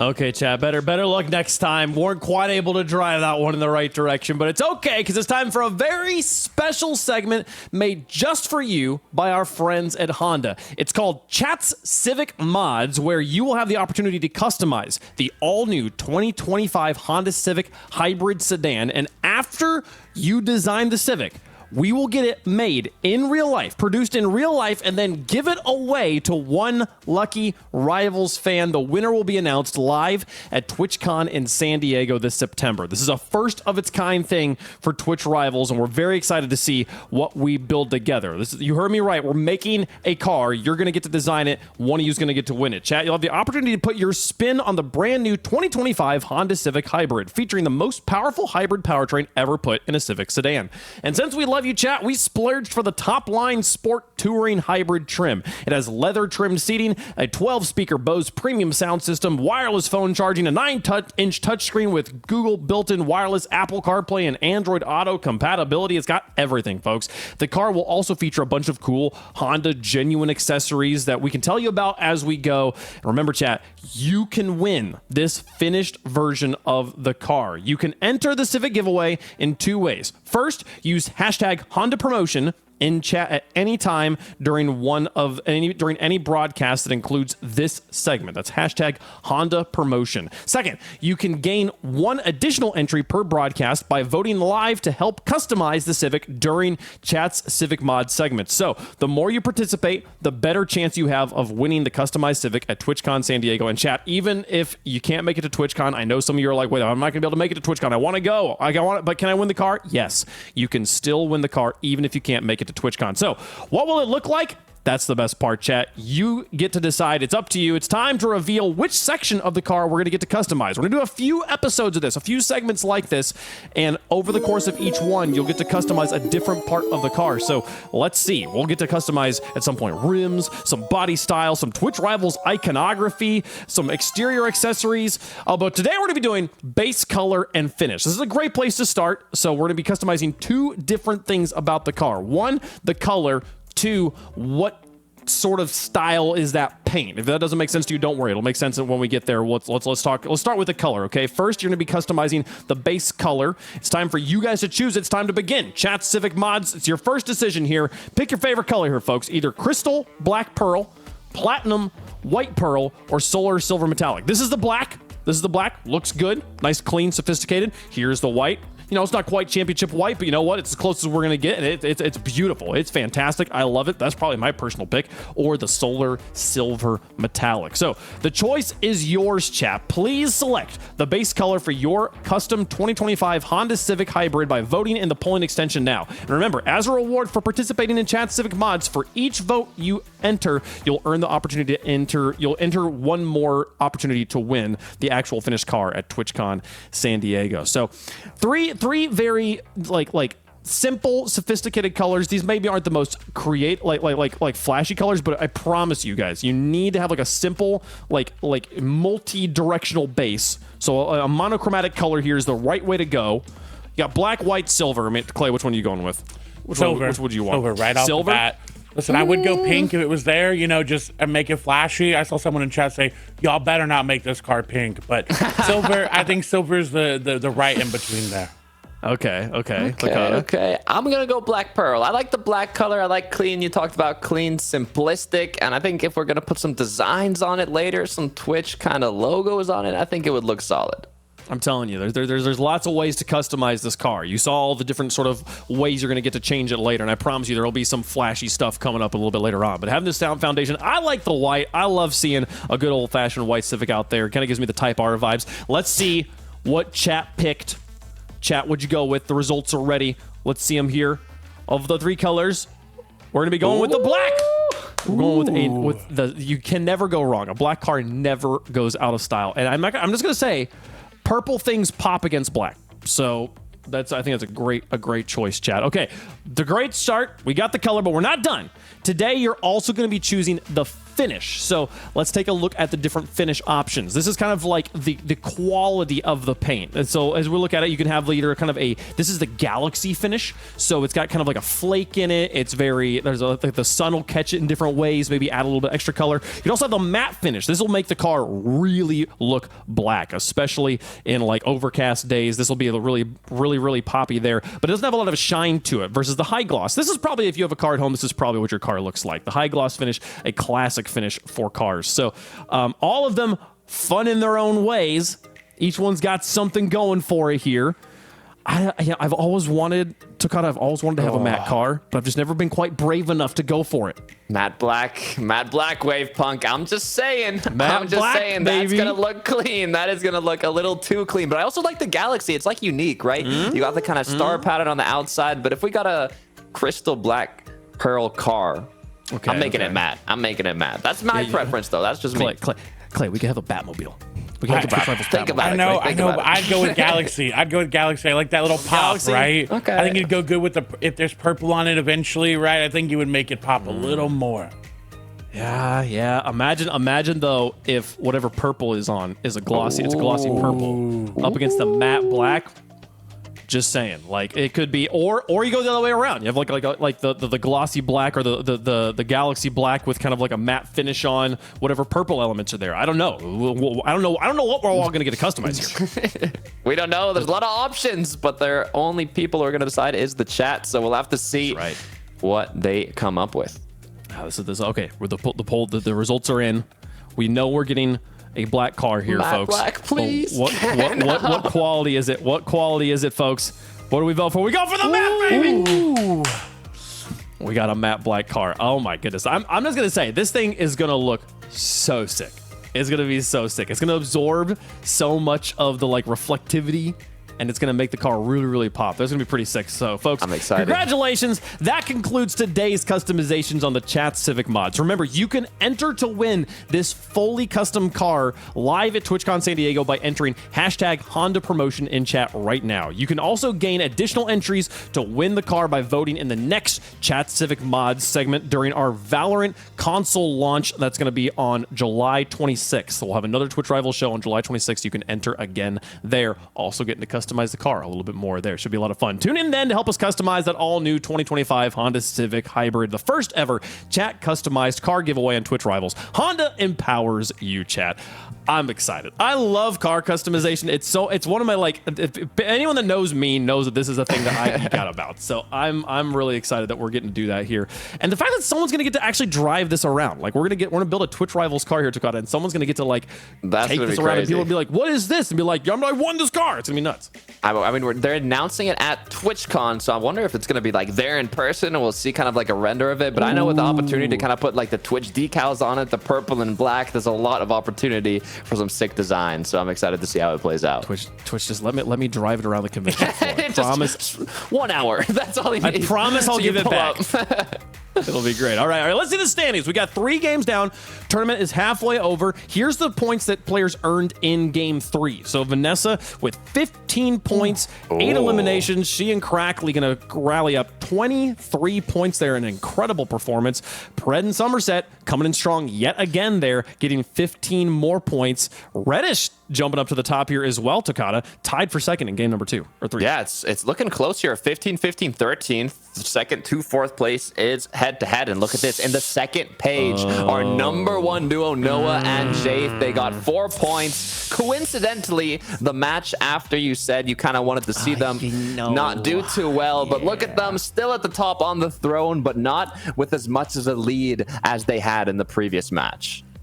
Yeah, no, only 8 points difference there now. That's pretty easy to get through. But again, everybody's going to have to hope that they don't make it far in this next game. I'm just saying, we needed this. Okay, we needed this. We needed it to keep things interesting and exciting down there at the end. So I'm just saying, I took one for the team.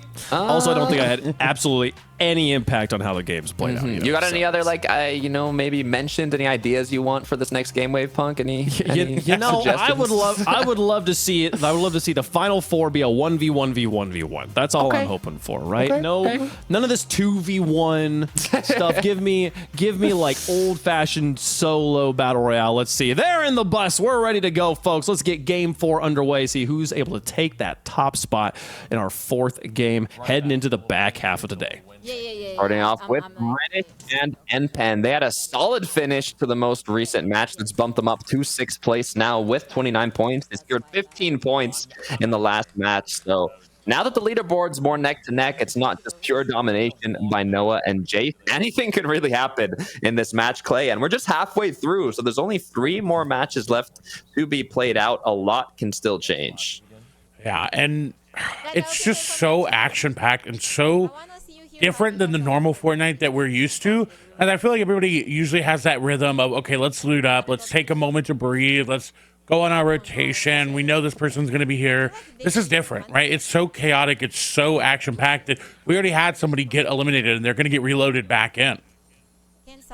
I believe in the last match, it was interesting because there was a lot of aggression in, like, I don't know what zone it was, maybe the 3rd or 4th zone, but in the 1st and 2nd, I mean, there was 40 players up for a majority of the early game. They were taking, getting eliminations on one player, but they weren't knocking out the full duo. So I believe players were getting a little more scared in the first moments of the game. They didn't want to go down so early, but then later on they started playing more aggressive. So we'll see if that trend continues here as we take a look at our first place duo. Once again, they didn't have a strong match in the most recent game, but now they have the opportunity to bring it back. And they're landing Pleasant Park, which, correct me if I'm wrong, but there's 2 other teams that are landing here. So the fact that they're doing this from Pleasant, where the loot's already contested, shows like how good they really are. It's crazy. I'm trying to remember. Have they always been dropping Pleasant? This is a new drop, right? For Noah and Jaith, or maybe they just weren't. Yeah, because it was Vanessa Crackley, and there was an other duo that was contesting Vanessa and Crackley, but I never saw Noah or Jaith kind of in the mix. I wonder if their issue kind of came from an early game engagement in the most recent match where they started getting contested where they weren't in the 1st and 2nd game. So now they've chosen the safer route to kind of go to a different drop spot and play it a bit safer because they don't really even need to get another pop-off game. They just need to make it to the end game. So hopefully this change is going to work out in their favor. I mean, it just shows how much loot is here, right? Like, I mean, if it is contested 3 ways, look how much mobility and utility that they already have. And it's just so good. I mean, Pleasant Park was always one of my favorites to drop back in the day. You had the house underneath with that bunker, and it was just always fun fights, those longer range fights that you wanted, but it was quick, easy eliminations early on. But this time around, a little bit different, a lot more congested. I like that players aren't afraid to play in the zone because, again, like you said earlier, it's only a 1 tick for now. It ends up going up a little bit. Like, you have the ability to find so much loot, so why not just take that time? Because, again, smaller map means harder to rotate in, so you have a little bit more freedom. Yeah, and now with the zone closing far away from Noah and Jaith, they're gonna have to plan out kind of what their game plan is. We saw them playing more edge zone. They don't like going directly to the center early on because it can risk them getting eliminated if they end up getting 3rd partied, 4th partied, even 5th partied. So I wouldn't be surprised if we kind of see them playing slowly here, taking their time to loot up everything they want and kind of inching their way into zone. For Maddie and Collazo, though, they've had some rough matches, but they've done a good job of staying on that first page in the leaderboard. Currently in 7th place with 25 points. Yeah, and again, reminder, everybody, this is day 1, so it doesn't count towards day 2. It's a completely separate thing. Day 2, everybody is still going to be playing a different version of Fortnite Reload. So all the prizing for today is going to be there on the left side of your screen. First place will get that 1,000. So you really want to put out all you can during this first day, because again, it's going to reset. You have a second chance to go at it again. But we move over to Cosmic and Ulasoka. They, again, have been landing here at this mountain. I mean, this time, though, their loot is looking a lot better. Look at that. And, they're getting aggressive this time around. I had faith in that shot. I'm not going to lie. That mammoth shot would have been crazy if it landed. But you can see the aggression came through, but once again, they've claimed the positioning on this hill, which has been the trend that they've been following the whole day, and it's been working out for them. They've been able to secure a lot of eliminations on players rotating by them, and also getting to the late game quite consistently, putting them at 4th place. So they don't want to give up this position, even if it means they could potentially get an elimination or 2. Instead, they're going to be placing bushes all around this mountain so they can kind of freely roam around and put themselves in positions to look at opponents from various angles and continue on going. But looking at Twinkies and Swearing, they found some floppers in the sea, Clay. Yeah, I want to know who this is. I want to know who this is. I want to know what exactly their thought process there was, because hey, it may end up working out for them. But that's a rough one to try to make happen. We move it to Crackly, and I mean that house that man just went in was perfectly loaded. Legendary AR, epic shotgun, and in their hands, it's gonna get scary. That's a solid loadout so early on as well. All they have to do now is make their way into zone. They are quite far, so hopefully they don't get caught off guard with some duos waiting. This is actually the duo I believe that landed in Pleasant Park last match, but Kalen's gone down now, so it's all up to World. Luckily, he just has to stay alive for 8 seconds, which and Fortnite can feel like an eternity, especially when your teammate did just go down. So he pops the bush just to try to stay up. Reload will come through. So now if Wiles does go down, it's okay. But it looks like Kalen is actually going to go further into Tilted to try to work their way back towards Wild, which is really, really smart because then, well, as I said that, unfortunately, as they land, it's going to be Jake and Noah Plays who end up taking them down. They found a quick pickings there, and they might just know that there's another player in zone. It's going to be the second elimination for Jake and Noah now, as they continue to play the edge zone, and it's working out for them. So far, they've picked up one duo that was pretty low on HP and shield, and now they're going to wait to do it once again and continue on rotating. In the worst case, they do have a significant amount of shockwaves that they can use to get their way into zone, but so far, without the danger, they can just continue to play it slow. I was just saying, if they really want to do, they could get that Elim again. That guy's going to get reloaded. As Kalen does go, I think, end up going down, and I saw finally eliminated, so they may have gone fully out. But that's the best thing about reload is, like, it doesn't really, if you've already been eliminated and you have a way to get back to that loot, it doesn't really cost anything right then to just try to make a play, try to hamper down their shields. Move over to Swearing and Twinkies, who, again, saw that team on the edge there. I'm not sure if I don't think they got those Elims. Somehow that team was able to swim away, but I'm worried about them. They have a lot of zone that is not operable, right? They can't go out into the middle of the ocean. They don't seem to have porta bunkers, so they have to sit here. But as you saw, Dakota, look at that. There's angles on them, but one sniper shot and they're out. This is a great spot. Yeah, it's I like the positioning, but if they maybe placed a bunker, or even they broke a hole in the roof and placed a bush or something like that, but it is nice corner zone. They most likely have no one behind them, although they did see that duo swimming in the ocean. I assume if they're not worried about it, they're long gone now. But if not, if they end up pulling zone, I mean, this could be pretty solid, as a lot of the teams will be straight ahead of them. All it takes is one little bunker to kind of cover their east and west, but even a potential little drop that they can pick up here. I assume there's nobody in the bush to the left, so we'll see what loot this grants them. I don't think you're going to carry that. Might be a good amount, but you move over. They haven't got it yet, and I like that they're dropping in prepping to go. Somerset's going to go. We did see a legendary AR there, so hopefully it'll be worth it. Extra shockwaves as well. There were chug splashes that they did not grab. Actually, I have a shotgun. But maybe just saving those for later. Maybe they get tagged up, move over there, throw a porta bunker on it. Can also be used, as shockwaves come through, it's going to break that bush, and they're going to have to use another one. I'm going to keep using the bug. I'm listening to the comms here. They want to play patient here. They don't want to do anything aggressive. Pred is all about just, don't move, don't take shots, don't let a lot of our opponents know that we're in this bush, and it could pay off. They're quite centered zone here, so if nobody takes shots at them, they shouldn't technically have to rotate. You can see they're almost guaranteed these next zones, so the longer they can stay in this bush, the more placement they'll rack up. The issue is if they get caught off guard, they'll have to do kind of a sudden rotation, and it could cost them a lot of shield, a lot of utility, as they know Swearing and Twinkie are beside them, but you got to be careful. A player rotating right on through is going to get cracked. This is the opportunity they need to capitalize on to play aggressive, get that elimination. It's 24 white, 49 white. One more shot needed to connect. Can Pred do it? He cannot, as the opponent has gotten away, and now once again, they're forced to play it slow. Ooh, and as you say that, another bush going to be destroyed. Shots come through. They have to pop the shield bubble. They're in a really bad spot. Porta bunker will be thrown down, but it's going to immediately get destroyed just because of the angle that it was at. So that's another one wasted. And look, it's going to be Cosmic waiting for that shot. Does get it, but doesn't get the knock. What a shot connected. Nice timing waiting for that shield bubble to expire. As now Cosmic continuing to look up top as well. It looks like an opponent duo has taken their positioning. Ulu Soka as well. Low on HP. No shield at all to work with. Probably a total of maybe 10, 15 HP. So this is really not looking good. This is the second time this duo has been punished for not having medkits, not having bandages, and not even having too many spare shields. They have 4 chug splashes, but they kind of are a bit split up here.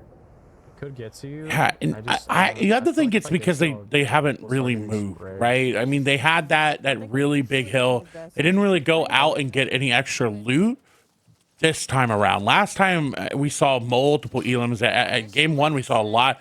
So I think just standing still for that long really hinders the amount of loot you get compared to, as we see Somerset and Pred, who are going out, getting those supply drops, making their way through. Look at the difference that we're seeing.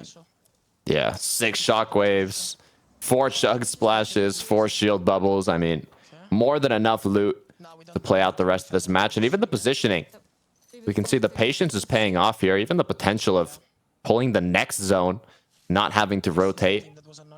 I saw people are wondering, why didn't they just chase that elimination? It was a free elim. It's not really worth giving up your positioning to chase down a player and the potential of the third parties. I mean, 34 players are still up. Basically, anywhere you chase, anywhere you go, there's going to be more players taking a look at you and taking shots at you. Ooh. But it looks like Vanessa and Crackly going to take a quick 2 elims. 4 now total for the duo. And just as reboots got disabled, I think this is one of the most stacked matches we've seen throughout the day. Yeah, 32 players up. They're just outside of zone. This is going to get intense very quickly, especially with where it is on the map. Vanessa and them very worried. They're going to see the grapple go through. And another one. Ooh, what a beam from Vanessa. Great way to clean it up. 5 elims now. That's a quick 5 points for Vanessa and Crackly, but they're not done yet. Loadout still looking strong. Almost full HP and shield, but the rocket launcher is going to crack Vanessa here. Now going to be forced to pop some shields, but I believe Crackly is going to be the one with the shield. So they're going to try and move away from that danger zone and now take the time to pop that big pot and stay on. This is be a great game for them just to stay up. 5 eliminations. Jaith and Noah sitting on 2. So if they could get some more elims, put some more points up on Vanessa's perspective, they could start to inch away at that lead, especially if one of them ends up getting first and the other second. Shots come through. As I say that, Cruiser going to be eliminated. Jace aim just impeccable. They have a great position as well. We'll see where zone closes. It pulls onto them, so I believe they have one of the most elevated locations. Once again, they've done a great job over and over, kind of getting that position in this specific zone to have the most vision onto their opponents rotating in. It's been granting them a lot of eliminations, just taking shots from afar. So hopefully they're going to be able to hold on to the position. They have 2 bunkers already set up, but they have to get back to them. As what's gone wrong, Vanessa and Crackly, from looking so strong now, almost both players going down. Crackly's on the ground. Will the opponents take that as an opportunity to push them? They will. You can hear the grapplers coming through. Vanessa forced now to disengage with her shockwave, but you got to be careful. Just 32 HP, and the zone is closing. I was going to say Crackly's up, but he ended up getting eliminated pretty quickly thereafter, and that's unfortunate. You playing a little too safe.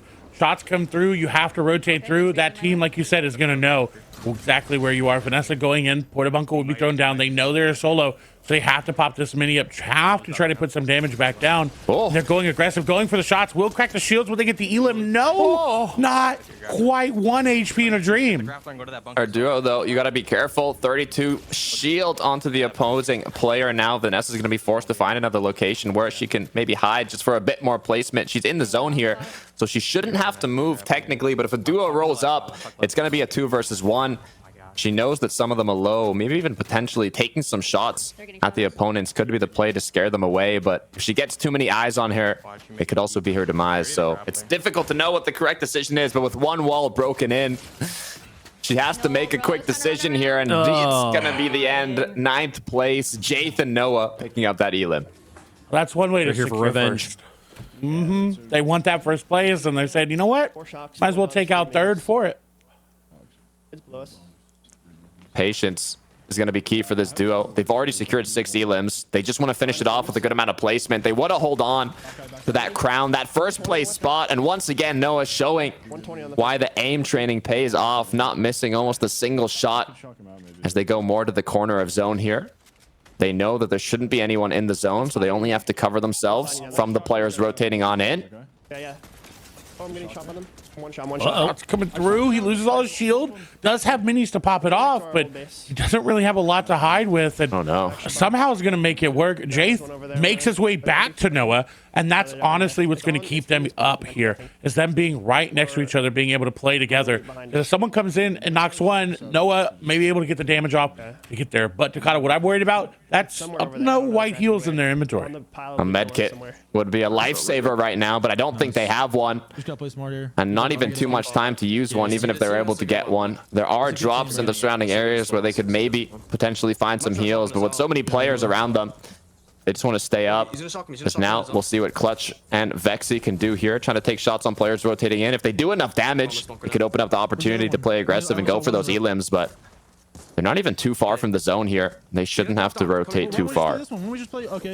And making it late into the game as well. This is the first time we've seen them, and with a lot of loot. Last time we tuned into them this late, they had a shotgun, an AR, and 1 porta bunker. This time it seems a lot different. They've got legendaries, they've got grapplers, they got a porta bunker, some shields. Good to see. Inpin and Reddish made it far last game. This time around, looking really good, Takata. 10 players up now. The zone gets smaller and smaller. 5 shockwaves for NPen. Both players now, they're looking like they're going to get a back-to-back solid game if they can stay up here. I like what they're choosing to do. Instead of rotating into the zone, they're playing it safe. They know that a lot of players are going to rotate when this zone starts closing, so they're going to capitalize on that and take some shots onto them as they rotate in. If they do enough damage or even get a knock, that's when they can take the chance to jump onto them. Moving to high ground, Pilkey and their teammate all the way up top. Have to be careful. They have a zone. Oh, this is one of those old Fortnite zones where everybody's going to have to make their way on through. Shockwave's coming through. Pilkey is going to have to get their teammate over them. They have 1 shockwave remaining. They need to get together soon, because if someone takes the high ground over them, which they're trying to do, they're going to be in a bad spot. Shots come through. Shockwave on to their teammate. Out in the zone he goes. Reddish with a huge shockwave now, denying the high ground position. That mountain, that ridge is in the zone. It is prime position right now for these players if they're able to take it.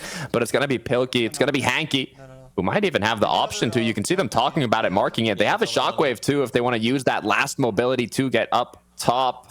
But with the potential of the zone pulling away, it might not be the correct decision. Looks like we're going to see the other perspective of what happened there. Just not enough height to jump on up, as now a bunker is going to be used to help cover their position. This is what we saw when Reddish flew on in and threw that shockwave. But going right back in, Jaith is going to go down. Vexy is going to be the one securing not only the elimination, but a huge snipe as well. That's what you want to see in this moment. Shots going on to Pilkey and them. This is exactly what happened. This is Reddyish throwing it, sending him off in. That's, I think Reddyish going down, and unfortunate there for Reddish. Shots come through. She made a really good play, but just wasn't able to finish it off. It's like a replay. Can see how we can take that. They continued to play out. 9 players up still from Pilkey's perspective here. They have secured 8 eliminations so far. It's going to bump them heavily up the leaderboard if they can continue the pressure. But now the remaining duos hiding under those bunkers, trying to do whatever they can. Feet in the dirt to stay up. Maybe even one in the tree there. As now just 10 seconds are left until the zone starts closing. Right there, behind that wall, Wall gets broken down. They're not able to capitalize on it. No shots able to connect. Players getting eliminated. Someone going down with the pistol, another going down. Lots of people. 3 people just got eliminated back to back. So they've got a really good spot. It's going to start closing on in. They have to make a play. Everyone's really going to go towards them. So they can just sit and wait, and you hear them just keep playing the zone. Shots will go through. Grapplers trying to connect will just damage them. They're going in with half HP at that point, Takata. They have the advantage. Pilkey and Hanky, all they have to do is close it out, and that's exactly what they're going to end up doing. Taking those shots on the final players, rotating in and finishing it off strong with the win. I mean, they played it calm. They played it collected. They almost got that VR, kind of half sat back in their chair, relaxed. Yeah. Yeah, I mean, Clay, this is like a good demonstration of positioning and high ground. And just if you have those two things and you have good fundamentals everywhere else, unfortunately, everybody has to push into you, and eventually you're able to get the win. Yeah, I think the segment was high grounds win game, low ground win tournament, or it was something like that back in the day. But right now, high ground's winning all the time, right? In zero build, if you have high ground, everyone's going to grapple to you. Everyone knows how to hit a grapple when they're coming right at you. I mean, that's Fortnite 101. So unfortunate for the other players that they didn't get there in time. Close one, a close one. And our leaderboard continues to shake things up, but it did seem like we saw a bounce back from Noah and company there, that we should see. There's always a chance that they're not in first place anymore, but I feel like they should be pretty comfortable. It was a good bounce back after a rough game 3. Why are you saying that like you want it to happen, Wave Punk? I heard you say that like, you know, it's probably not, probably first place. You never know. Yeah. We'll have to find out. I mean, there's only one. I just want to go on record saying I have nothing against this team. I just want an exciting finish of the day. That's all I want, folks. So we're gonna go to a quick break. When we come back, we'll show you guys the leaderboard, see how things look going into the final 2 games of the day. Don't go anywhere. They didn't have a strong start to the tournament, but now 22 points in a single game is definitely going to bump them up the standings. Bucky, 4 points, not the best match, but I'm curious to see the combined standings. And there it is, 67 points for Noah and Jade. Second place with 52. It's still Somerset and Fred. Hanky Pilkey, though, third place with 49 points. And right behind them, Vanessa and Crackley with 47. I don't know. 2 more games to be played out. I don't know. This is hard because they are ahead of second place by 15 points, which is the amount of points you get for winning the game. So they have to really have kind of 2 bad games in a row, and 2 other teams, and one other team probably needs to pop off at this point. They're looking pretty strong. But yeah, I don't know. It's been an up and down experience for some of our teams. I mean, we have had a few surprises. Some teams that didn't pop off the way we were hoping they would. A few other teams that have been showing up in big ways. So we'll see how things look. Happy Girls team, top of page number 2, almost onto page number 1, folks. They had 2 more games figured out here. We'll see if they can mow the lawn to first place. But right now, yeah, starting to run out of time here, Clay. Something tragic would have to happen for Noah and Jaith to not finish strong in the last 2 matches. But we saw what happened in game 3. They went from having 22, 23 points a game to 4 points in a single match. So anything can happen. Yeah, that's what I love about Fortnite, is that you really don't know until the last game what's going to happen. Unless you're someone that's winning like every single game, then you know. But right now, it's still up in the air. Like you said, it's only a victory royale that people need to close that gap. So we've been seeing victory royales with 10, 12 eliminations. So it's definitely still possible. I'm excited to see who steps up and who's going to do that. Yeah, for sure. We'll see some late game heroics from some teams here. And oftentimes when we're playing kind of alternate modes here that maybe aren't the primary competitive mode, as a tournament progresses, Takata, you'll see some teams that don't specialize in this mode figure it out and then realize, wow, this really actually plays into my advantage. So we might see teams like Hanky and Pilkey, we might see teams like Vanessa actually start to really pop off in these final 2 games. And we might just see that top team fall just a little bit below. Well, no, we'll see what happens. I mean, that's always when the big changes happen, right? When you only have one more opportunity, one more chance to set yourself aside from your competitors on the leaderboard. There's 2 matches to be played out, so there's still 2 more opportunities, but I wouldn't be surprised if some big changes to the game plans happen in these last 2 matches. What do you, Clay, what do you think's happened with Buck down there? I don't want to like harp on a sad moment here, right? But with such a strong player struggling this much in this tournament, like what do you think is going through their heads? I think it's just about where they're landing. I think they're landing tilted, and you've got a lot of people knowing them rotating in. So they have those early fights, and they're getting reloaded in, and they're not able to grab their stuff right away. So it's kind of just hard for them to really get their footing. Okay. Well, maybe this is the time for some of those experienced players to change things up. You can see the battle buses loaded up behind us. The streamers are getting ready to go. So let's get into Game 5 of our State Farm Showdown, folks. See who's able to take the Victory Royale. On my 3 chest house, and then going on my You can 7 see chest house. right onto Noah, our first place duo, once again landing Pleasant Park. Now, this is a switch up, though. But the first 2 games, I believe they were not. Oh, the first 3 games, they were dropping somewhere else. But in that 3rd game, they had a rough start to their match. Something got changed up on their drop spot. And now in the most recent 4th match, they ended up switching to Pleasant, and it went very well for them. So once again, they're going to continue with the Pleasant Park drop. This is also a Vanessa and Crackley drop. So hopefully they can have good RNG in terms of the loot once again. And you can see already starting with some shield bubbles. It's not looking too bad at all. Oh my gosh. And look how. Wow. Okay. Sloan's burst. Okay. Maybe we should drop here. I mean, what's going on with the present Park? Luke, shockwaves, mobility, shield bubbles, legendary loot. This is just what happened last game as well. Yeah, they're looking great. And look, as we talked about Bucky fighting in the feed, you see Wild's World getting knocked. So I'm not sure if they're still over here, but look at the spread that Noah and Jayth have. They land bottom to top, and they're going to work their way to as much loot as they can. They're not trying to give any extra loot over. And I think that's really coming through about why they have so much in the end game and why they're doing so well. Because you can only do so much with what you have. At some point, if you have more shockwaves, you have more heals, you're just going to outlast the other person. Yeah, and they're doing a great job of looting efficiently. Like, they're not taking too much time to pick up the loot and make sure they get everything they need. Chuck, okay, what's going on here? Clay already has a rare shotgun. Double legendaries have dropped. Chug splashes, 6 shockwaves, 2 bunkers, and there's still more chests. I wonder what Jayth has as well. A grappler? There's shield bubbles? What?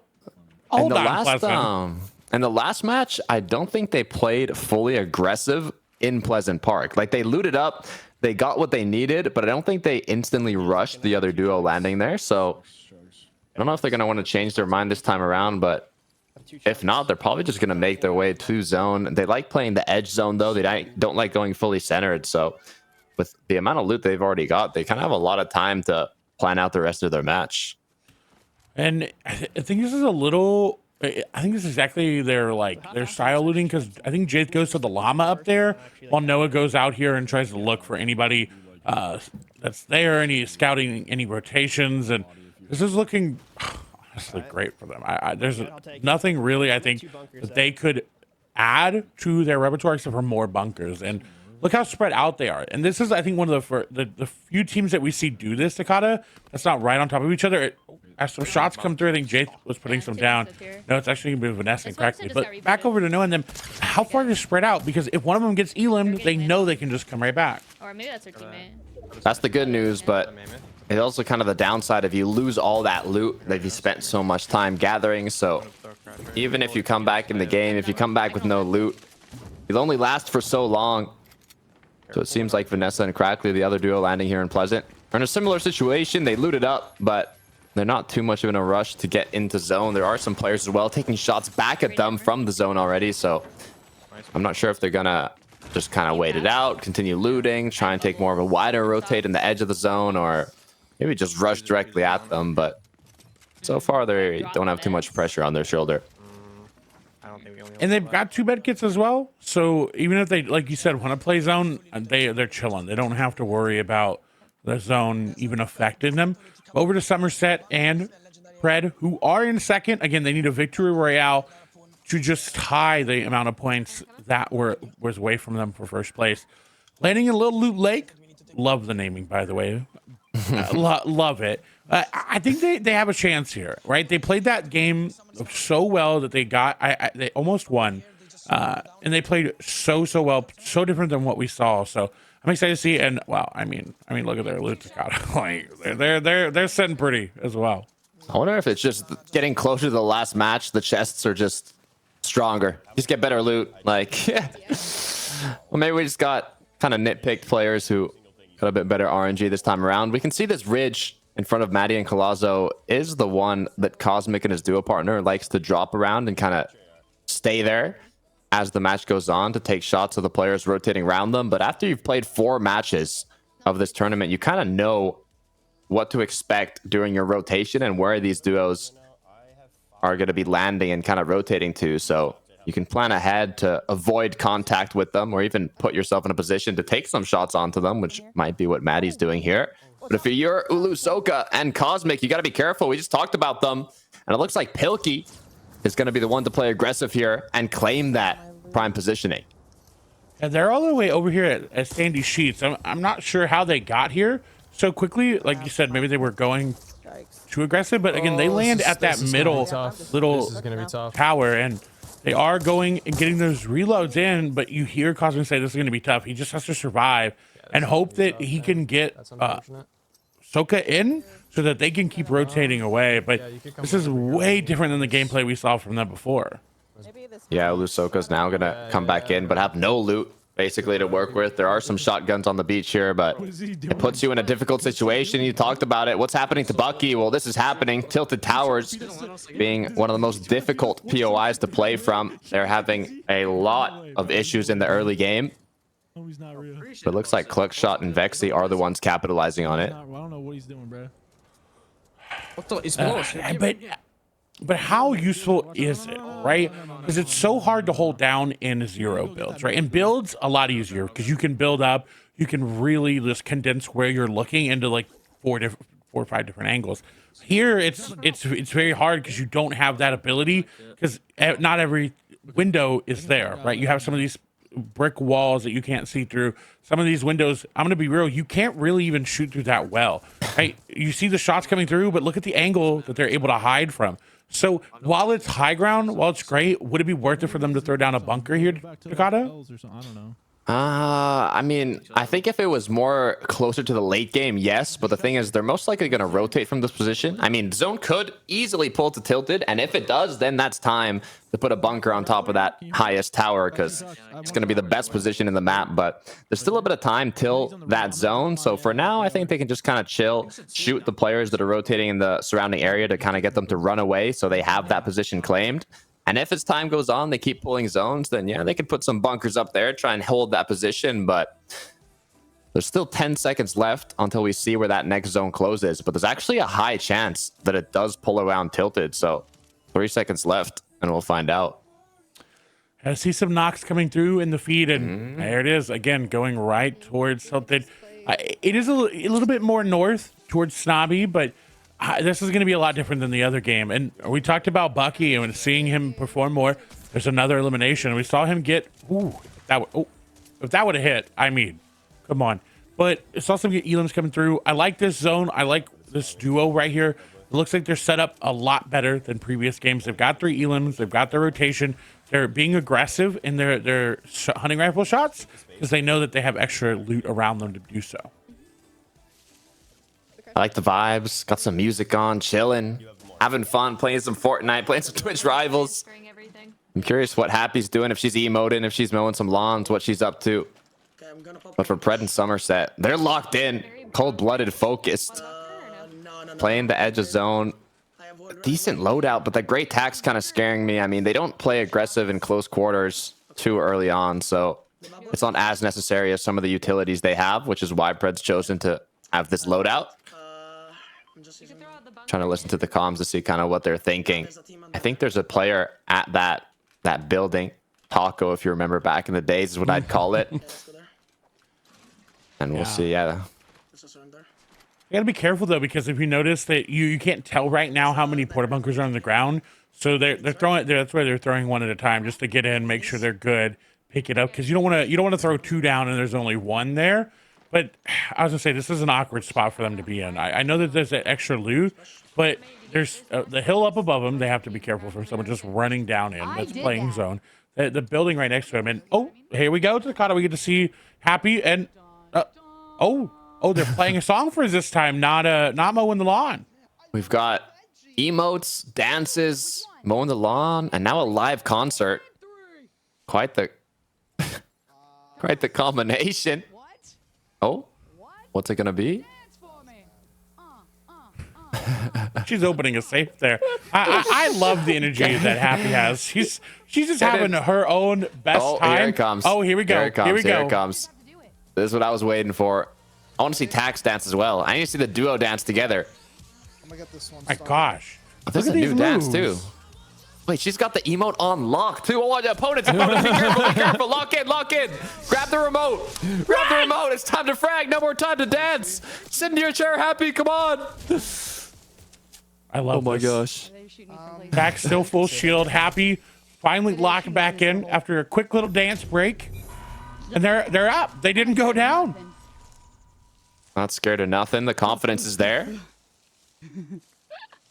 That was a little scary though, not gonna lie. Had me on the edge of my seat. Yeah, if we ever get Happy shot, girl now, no more shields. for future reference. That makes sense. You did well there. Don't even worry about it. You got minis? positive affirmation from her duo partner Tax. Okay, Very that's skilled zero build player. Yeah. I'm worried a little bit about the lack of heals here from Happy, but again, as long as if they go down, they need to do it within the next 58 seconds because reboots are ending. Ooh, the bush will get broken. Happy has to try to make their way on up back to Tax, and they're in a really bad spot. They've got two teams surrounding them, a hill up above them. How do you think they're gonna make this rotate, Takata? Like I feel like I do want to have fun. When I feel like I just never get a chance. Okay, come. It's gonna be tough because I'm not sure what type of mobility Tax has, because Happy has nothing but 2 weapons, no utility, no mobility. So looks like they're gonna try and walk it in, and if they can make it, they can just sit at the edge of zone. If not, they might be forced to place a bunker. Follow me. Yep. I like that Happy's looking now in the surrounding area to kind of see where these opponents are, keep the comms clear with Tax. Bunker here. As now they have made it into zone. Bunker's going to be placed, and it looks like there's the position they're going to stay at. But Happy has been correct. That's fine. And luckily, just the overshield. She can regain that back. She's got white heals to heal back up. We move over to Summerside, who's in a way different position. Loot a galore here. Really good spot in zone. They have the ability to rotate through, and I like this. They're going to try to shoot that stair out so they can try to find in the floor. Ooh, but they got to be careful though. That sniper is really rough to peek.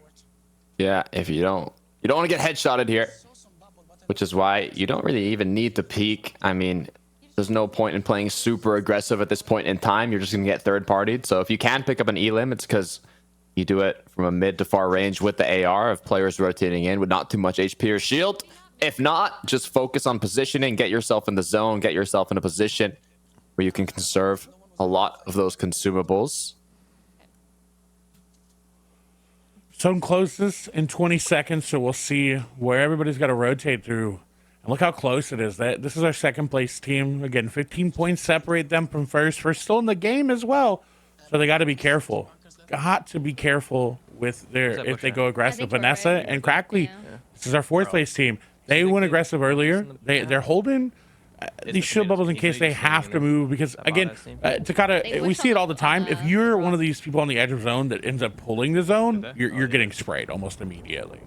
Yeah, you got to be careful on where the eyes are kind of locked in within the lobby. Are they all looking at a certain engagement that's going on? Are they looking at the center? Are they looking at players that rotated in late from the zone and they know that they might not have too much HP or shield to work with? But so far, they haven't been making a lot of noise.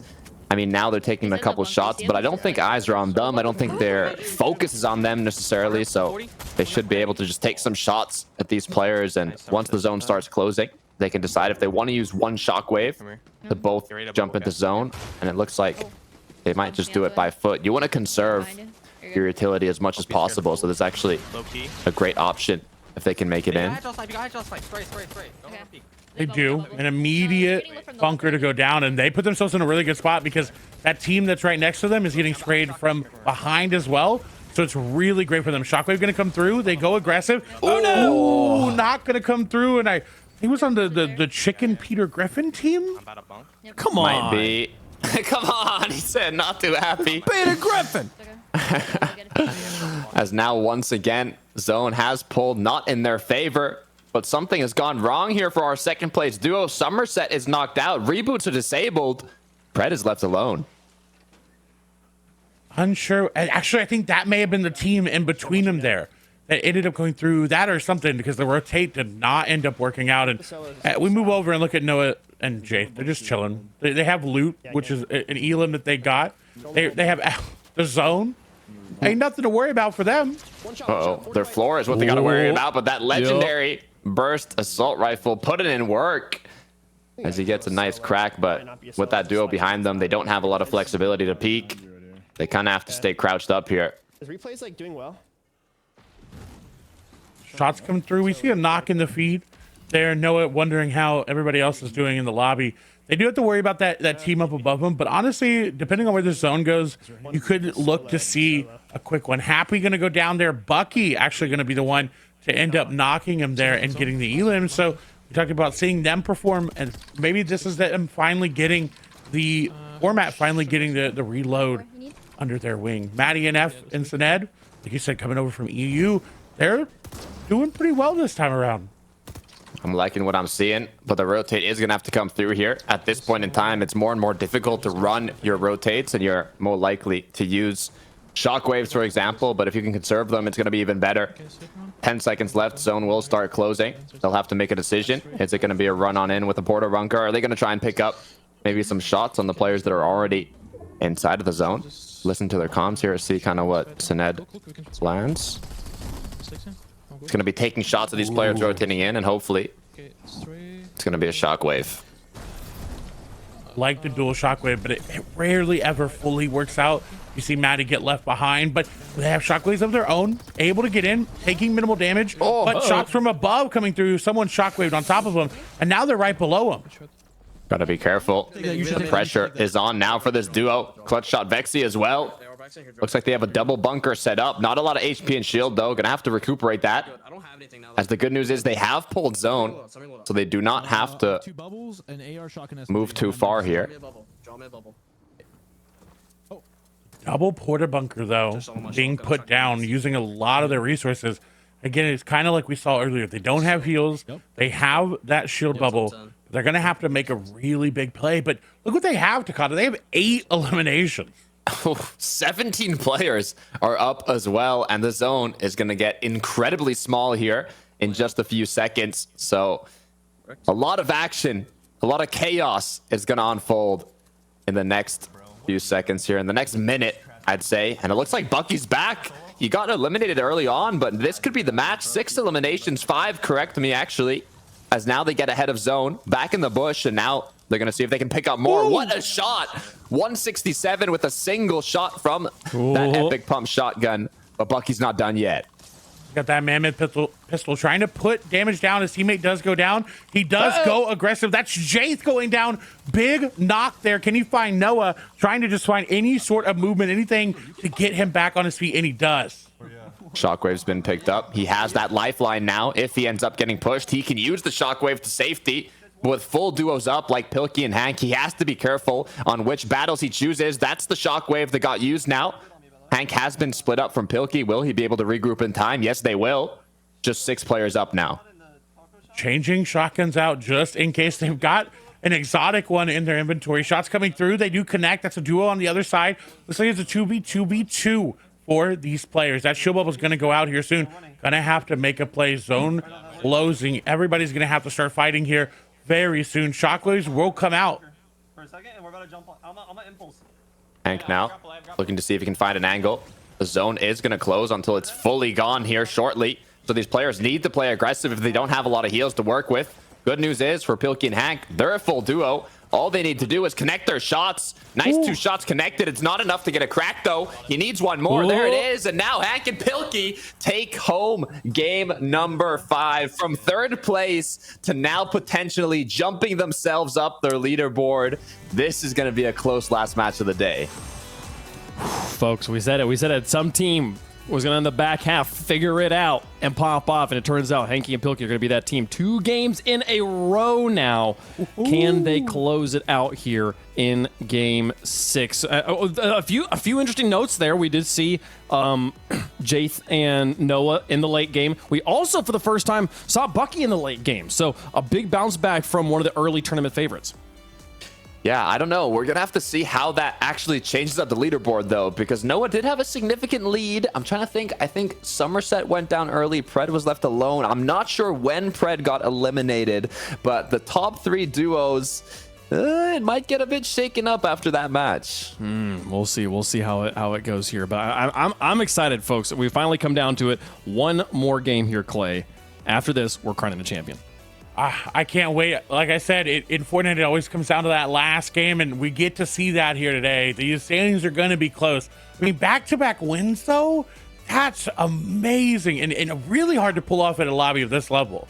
It really is, folks. So we'll see if they're able to close it out in Game 6 here in just a moment. Before we do, chat, our friends at State Farm need your help selecting the perfect moment for us to shine a bright light on during today's State Farm Spotlight. Check out the poll now and choose one that you'd like to see us break down later in the show. And speaking of State Farm, the Gamerhood is back for a 3rd season with a Neo City twist. Check out Nick A30, Clicks, Kaide, Chica, T-Pain, and of course, Jake from State Farm as they take on bigger and better better video game and physical challenges than ever before. The State Farm Gamerhood Neo City is an epic 5-week gaming tournament where 3 teams battle it out for a $100,000 donation to charity. Episodes air every Friday in August, beginning August 2nd at 6 p.m. Eastern. So be a good neighbor and check it out on the State Farm Twitch channel. We're going to take a quick break. We'll be right back with Twitch Rivals.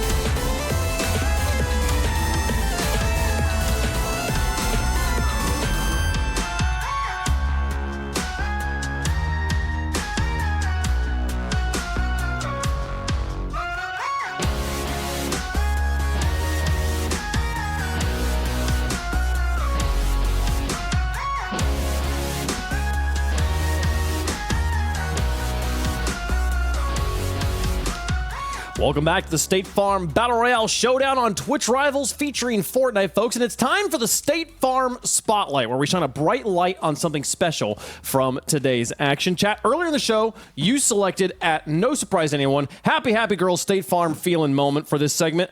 It's time to light it up. It's time to do the breakdown. I need a full technical breakdown here, gentlemen. Takata, walk me through in detail what you're seeing from our competitor here. Yes, so we're seeing a lot of practice, a lot of work that has been put into this competition today from Happy Girl. You can see how clean, how crisp right now? those dance moves are. Clay, what are your thoughts? I just love that her teammate is saying, "Are you dancing right now?" Because he has no idea that she's dancing actually right now and not playing the game. And I just love that.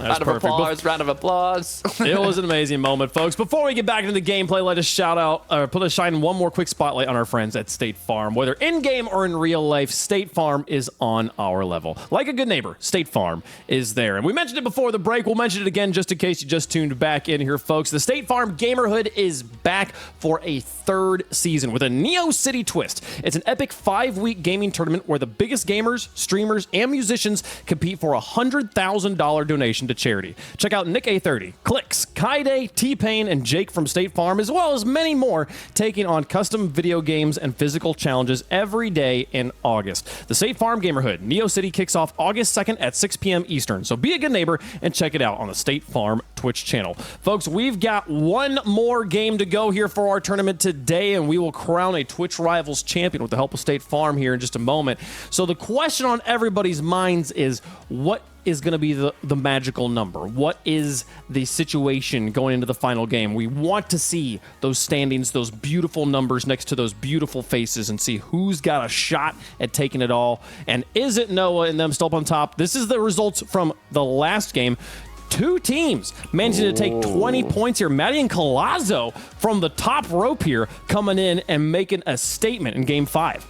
What I'm looking at, though, it's Noah and Jaith. 6 points is all they got in that last match. Hanky and Pilkey, what, were they third place going into that match? And they got 20 points. So this could be a shakeup. I think the last match of the day, there's not going to be any clear winner in sight. Yeah. Okay. Headshot Chicken them jumping up as well. Happy jumping up into that first page as well for map 5. So I'm with Takada. I'm not sure where our overall standings are. It's going to be an exciting one here, folks. This is how the rest of Game 5 went. All these players yet to really take up many points in that game. Well, they won't get another shot to. They got one more round here. They'll have to do it in Game 6. Let's take a look at the standings. Overall, Noah and Jay sitting at the top with 73, but just 4 points behind them. Hanky and Pilkey with 69. Nice, well done. Clutch Shot and Vexy at 57. Somerset and Pred, as well as Vanessa and Crackley, tied for 4th right now at 53. You can make an argument for almost anyone on this front page having a shot, depending on how things go, but those are the teams that we're really looking at to possibly be Twitch Rivals champions today. Yeah, I want to keep an eye on the top 2 duos, even top 3 going into this game. If any of them get eliminated early, that could be a huge shakeup for the leaderboard. Tax, Happy Girl in 13th. We have Headshot Chick Fluger 11th. Maddie and Sined in 12th. Also very close on the standings. It's going to be a great last game. I'm excited to be here with y'all to cast it because anything could happen at this point. Clay, give me a prediction. Who's Twitch Rivals champion today?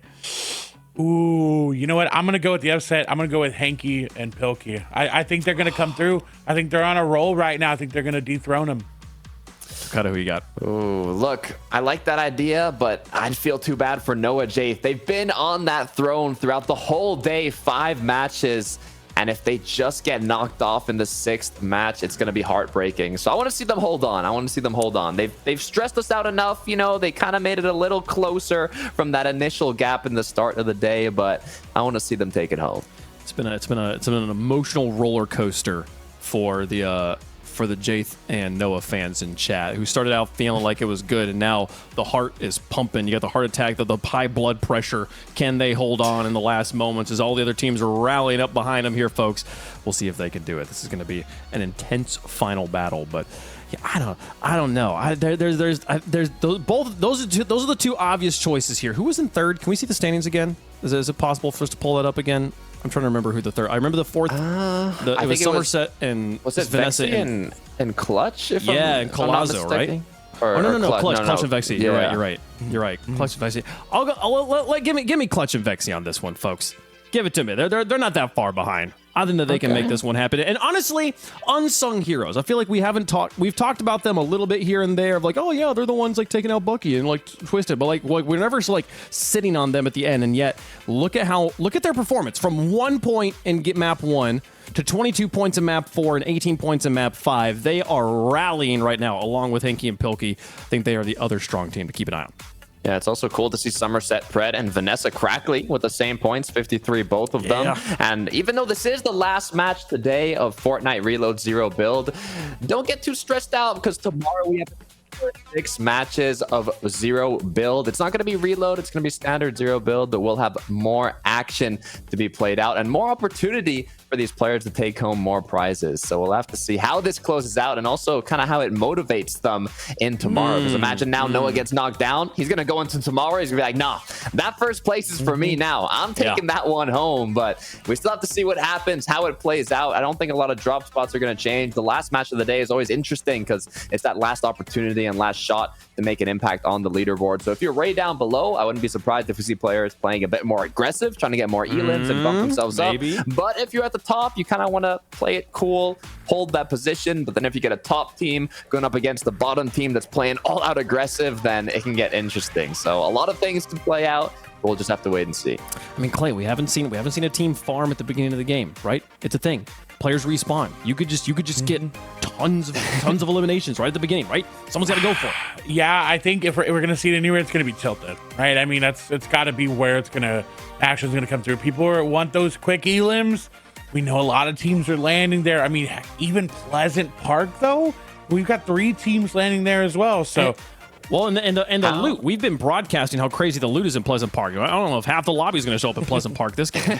Speaking about half the lobby showing up somewhere, how crazy would it be if we just, somehow made a group decision to have every single player drop in Tilted Tower in the last game? I mean, just a big 40-man Tilted Towers, reload, non-stop chaos battle. I think that'd be a pretty cool way to close it. Unfortunately, it's going to be a little difficult to group that many people up. I don't think Bucky would be too happy about it either, having been dropping there throughout the whole day. But those are the type of things, never really know what happened to the last match. I mean, chat, come on. You tell your streamers, give the people what they want. We're just get everybody in the Tilted Tower.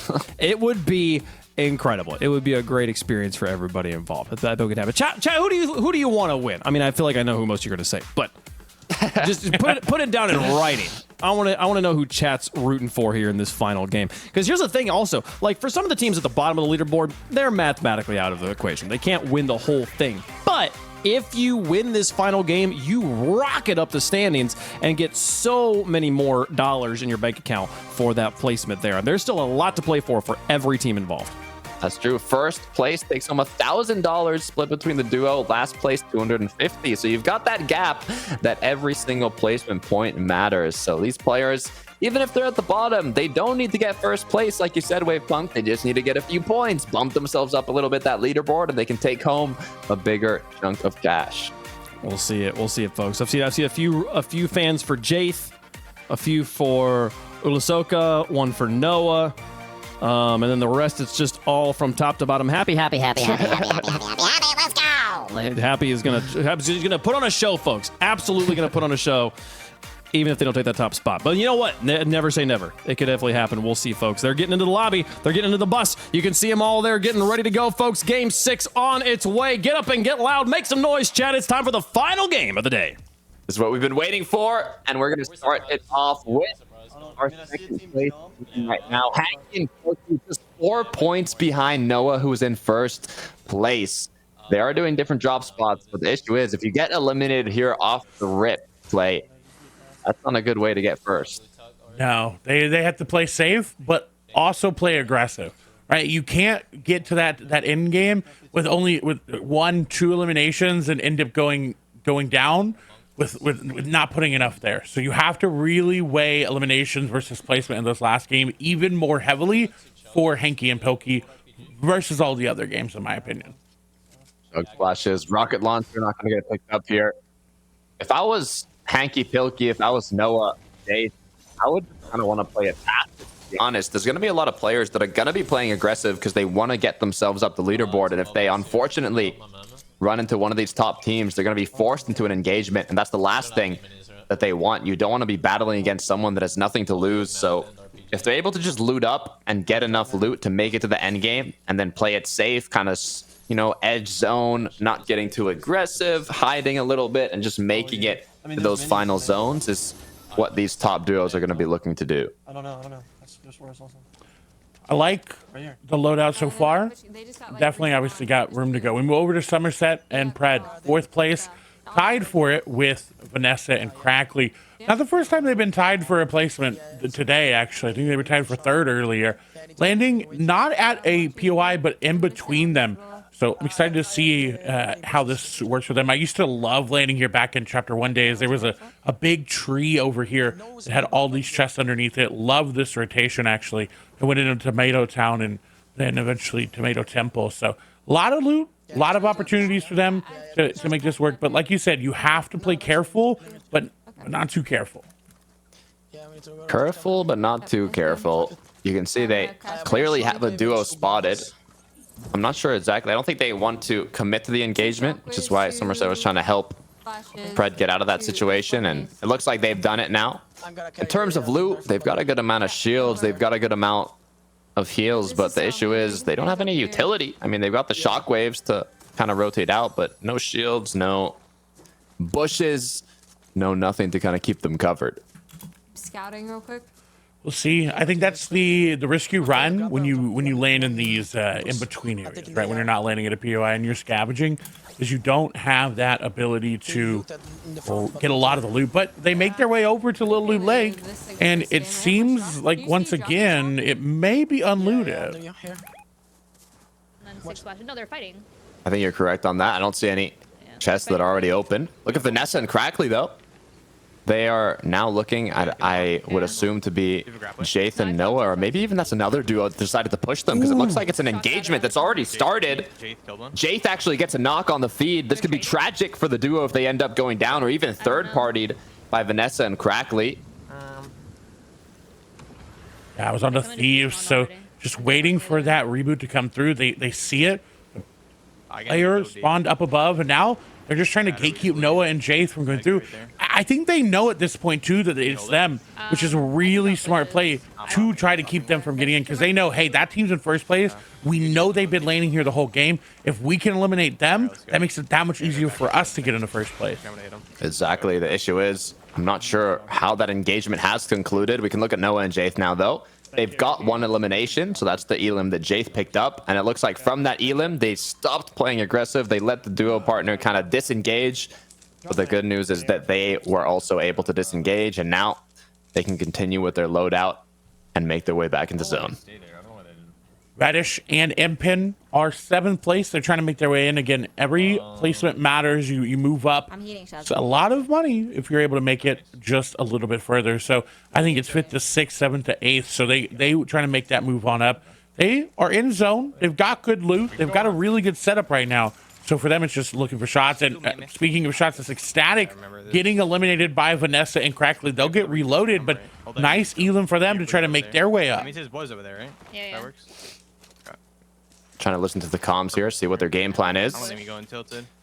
They're staying around the edge of the zone, trying to avoid tilted towers here. They don't want to put themselves in any position where they're forced to take an engagement. This is one of the top duos, currently in 5th place with 53 points, as you can see in the bottom half of the screen. Minute left till this zone closes, so they have a good amount of time to kind of get their rotation through and even find maybe a bit of extra loot that has not been scavenged by the other players yet. Lucky getting knocked in. But unfortunately, this is the same route Somerset just made, right? They made their way over to Little Loot Lake. We saw them get those bed kits and the shockwaves. They did leave a couple behind. And speaking of shockwaves, Mick trying to get some shots onto them. Will hit a couple there. Their infantry rifle, but they use their shockwave early. They do have their grapple, and I feel like they're going to go a little bit aggressive, and their shield's being cracked. Maybe the indication to do it. Cracks it again. They're choosing to stay back and just put shots down. Yeah, they have the HP and shield advantage, but they don't want to take any risks to play overly aggressive. So even though they most likely could have eliminated them, they've chosen to just hold on to their position. They're no longer playing that more center map kind of mountain that they once had. It's that one actually directly in front of them. I wonder why they're choosing to play a bit more back this time. Unsure, but 4 Elims on replays and KK. Ooh. Again, I think they landed over here near Tilted, so we saw him get a knock onto Bucky. Great loot this time around. They're trying to make their way on up. Again, they're 16th place, so really want to put a lot of points on the board. Yeah, still 40 players up, though, so those 4 eliminations were on players that did end up getting rebooted back into the match, so it's actually a great way to farm up a bit of points. It's okay. I think we keep going, KK. I don't think this is the most stacked one we're gonna see. I honestly thought we would see that players landing more and more on top of each other this game, but everybody's staying up. Yeah, there's not as much aggression as I would have expected from the players on the lower half of the leaderboard. We'll have to see as time goes on, though. Maybe the players will get a bit impatient, but for now, this is looking like it's going to be quite the match.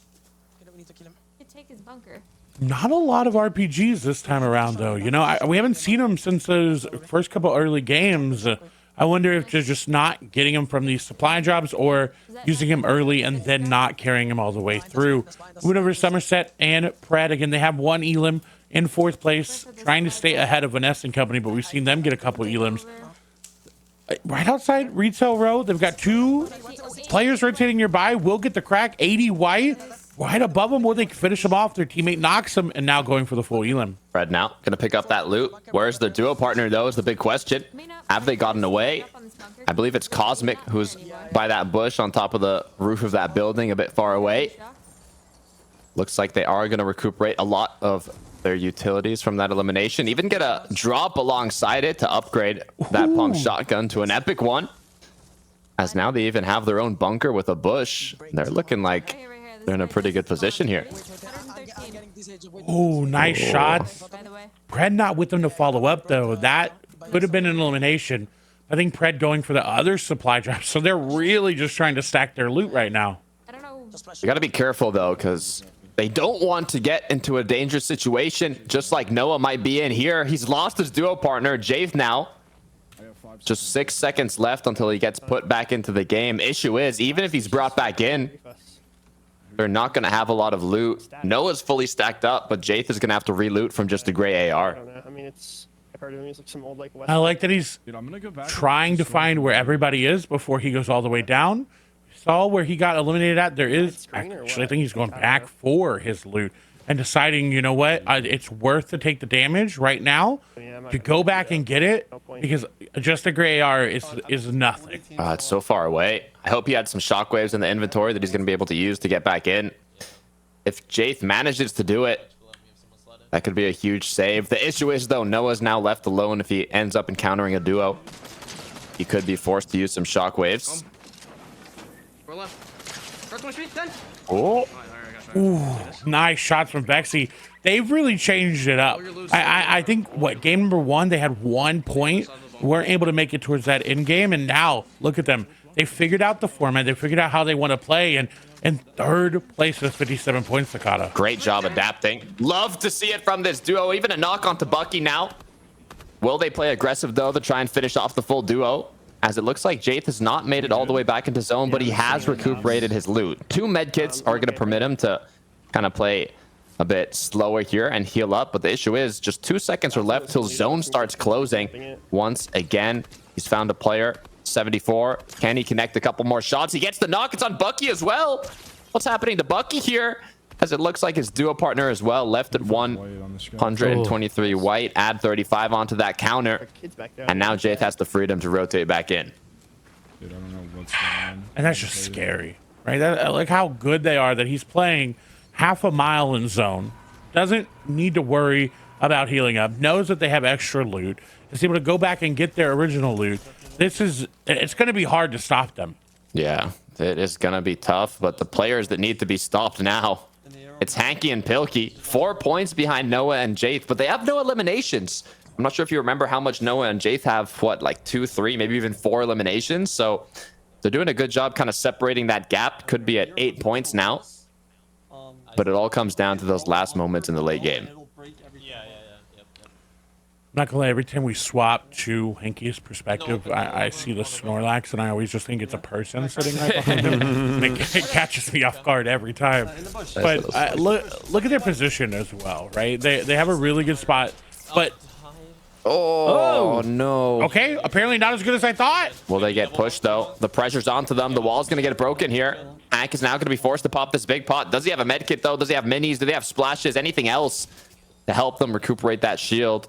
The good news for this duo is that they did not get pushed. However, now with only 30 HP and 50 shield to be healed up, if they end up getting themselves into an engagement, It could be difficult. It's in the air. We just need a refresh. They do have a med kit. They do have a chance to breathe. Vexy gonna lose clutch shot. Shot's gonna come through. Will they be able to get the elimination there? Shots connect, and they do. No reload necessary. And honestly, how close that was is getting pushed, getting eliminated. It's gonna be replays. That's their 6th elimination now. Replays is popping off in this match, starting off strong with 4 eliminations, and you said it yourself, I don't know if it's going to be 6 now or what. Have they picked up that final elimination? Crackly and Vanessa, though, are going to be playing it extremely slow. They kind of have a sneaky position here with the potential of a duo to kind of wander on in. Reddish and Npen, on the other hand, looking like they're a bit more in the open. Do they have that llama claimed? I think they do. They're kind of playing on top of the llama here. I actually like this position a lot, especially if they end up pulling zone. Could be really great. It could go against them, though. I like that they have all this extra loot. You mentioned it, and it's really, really beneficial, especially because you're taking all these pot shots. You're taking, you're losing HP because of zone. But in all honesty, they have the best base right now. That's going to be so hard for anybody to try to, like, if they get sniped to try to destroy, they can just keep falling back. But you said it, Jayth, down, out, not in this game. There's pros and cons to this. The pros is that they've got 5 eliminations, and Pilkey and Hank, I think they have like 1 maybe or 2. So Noah's got a gap on 2nd place, probably of about 7 points right now. But if Noah ends up getting eliminated in this next zone, and Hank and Pilkey, stay up for the rest of the match, that could be enough to overthrow them. So Noah really has to clutch it up here. Noah and Jayth were only ahead by 4 points, remember. Now, it's close. With the eliminations, 100%. should put them a bit higher. As I'm so curious to how Hank and Pilkey are looking right now. Are they looking healthy? Do they still not have a lot of eliminations compared to Noah and Jayth in this match? Thief's just died. But I like it. He's kind of staying in a bush here, keeping it safe. There's no shot Thief's would do that. Yeah, and he's got that legendary Ranger, and that thing packs such a punch. Because everybody's going to run in, and that first shot is so crucial. And look at how much damage he does from far away, 72. But he just let people know that he's there, so he has to be very, very careful. He is getting some placement points. You see 3 more eliminations come through. He did pull the zone as well, so he's safe for just a little bit longer. But shots coming through, and look at that. Elim right there has to run away. Other person going to get eliminated. Needs to reload it. Is on top of a team. Goes into zone. What a smart play. He's got medkits. He's got time. Panicking a little bit. Nice 146 shot onto his opponents. He has to group up with his old base once again. Now he's looking safe, but for how long? The medkits gets popped. He did crack that 1 duo. Will it scare them enough to rotate on towards where he's currently positioned? He had enough time to breathe to pop the medkit. 17 players up now. This clutch means everything to this duo. And look how much he's got. So many things around him. He's got ammo. He's got shields. He's got the bushes as well. He can just restock everything that he just used. Noah's in a really good spot. But Pilkey and Hanky, and an even better spot, even though a little bit of a misplay there. Little scary from Hanky there as he does it again. 60 Round 2. HP now, 50, 40. Just lost 60 HP from... And another one. We can tell that Hanky might be a little nervous right now. You got to lock in. This is the last match of the day. All you have to do is close it out strong. As he's going to be forced to pop a med kit, though. The last med kit that was in the inventory.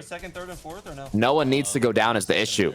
Even if Hanky and Pilkey either have to win this game or Noah has to go down now if they want to take home that first place spot.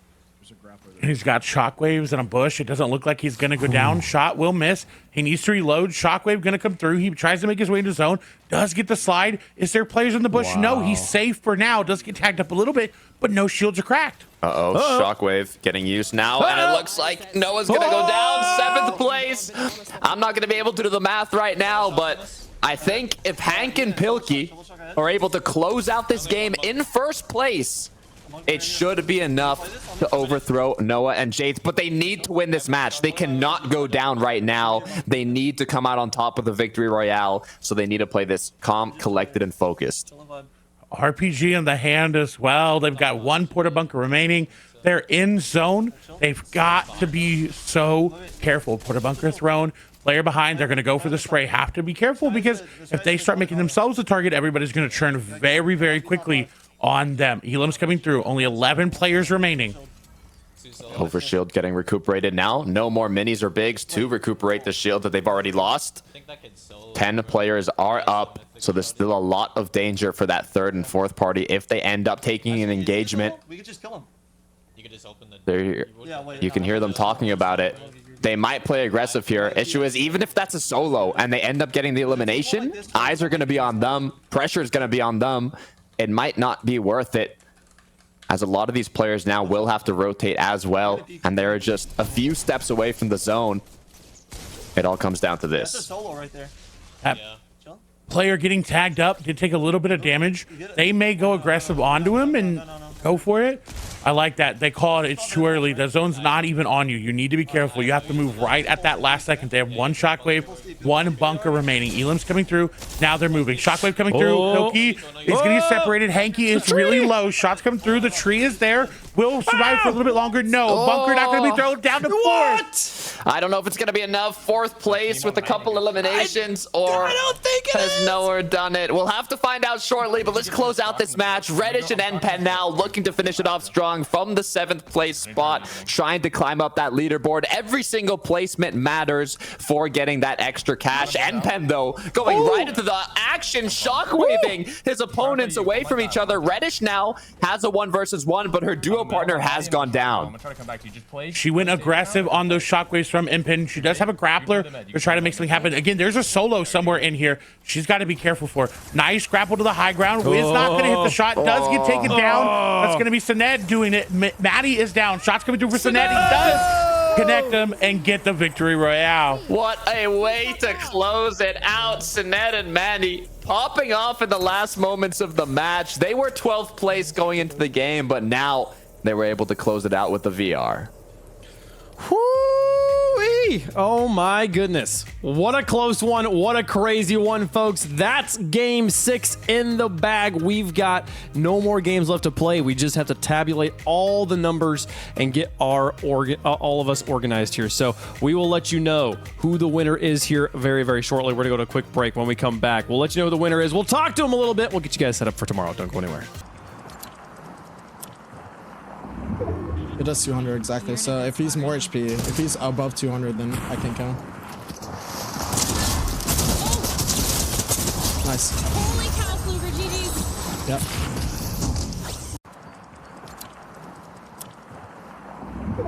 It does 200 exactly. So if he's more HP, if he's above 200, then I can kill him. Nice. Holy cow, Fluger, GG's. Yep. If you told me we were going to see a mythic goldfish kill in this tournament at the beginning of the day, I would have told you it would have been crazy, but it happened. It was crazy stuff. What an event there from Fluger. Now, this has been your Intel core memory for State Farm's Battle Royale Showdown on Twitch Rivals featuring Fortnite. And we'll be revealing the full core memories yearbook later this year, including a bracket-style contest for Intel Core Memory of 2024. You won't want to miss it, folks. Intel's Core 14th Gen processors and Intel Art graphics allow gamers to stream, create, and compete at the highest levels. Gaming happens with Intel, folks. Clay, you linked us the clip of what happened of that mythic clip. Walk me through what you were thinking when you saw that clip existed. I was just looking. I saw it. I was like, "There's no way someone got a mythic goldfish in Reload and Twitch Rivals." Because I've been seeing them on social media. But I was like, "There's no way someone was able to pull that fish and to get Elams with it as well." It just icing on the cake. Yeah, it was insane. Look, just a quick reminder for the chat to know what just happened. There's this item in Fortnite that you might have never seen in your life, because I believe it's like a 1 in 10,000 or 1 in 1,000 chance to get it. But you can get this mythic goldfish that you can chuck at your opponents, and if you throw it at an opponent and hit them, it does 200 damage.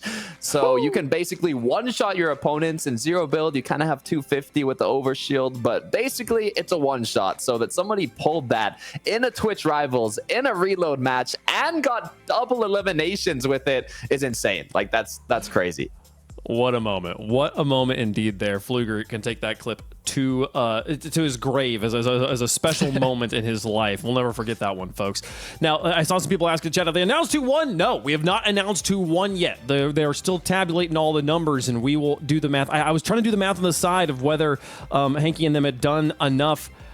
I think the answer is no, but I don't know. I don't know for certain. It's hard to like add all the numbers up correctly and figure it out where it was. I will say that Noah going out in 7th versus 6th is huge. There's a 3-point difference from 7th to 6th. That could be the difference, or maybe it won't matter at all. We're about to find out here, Tokata. This is a crazy one. I'm trying to do the maths. I know Noah had more eliminations than Pilkey and his duo partner, but in the end, they also got better placement. So it's going to be close. Whatever happens is going to be close. What I do know is going into that match, they had a 4-point lead. So going out of the match, I'm not quite sure. We'll have to wait and find out. But overall, it was a great tournament. I love seeing the reload game mode put into play with kind of that mix of influencers, pro players, and you can kind of see how sweaty some of these matches got. This last match, I believe, was one of the most stacked ones of the day. There was 40 players up for like the first 2 or 3 zones. Nobody wanted to get eliminated, so it was definitely a lot of fun. Everybody played safe there. I mean, Clay, thinking back on the day, was there any like favorite moments? I mean, obviously the dancing in the middle of the tournament, the mythic goldfish, but honestly, just how excited everybody seemed to play and how well they played. Because I thought it was going to be very aggressive early on, but everybody was somehow able to survive into the end game and give a lot of hype plays.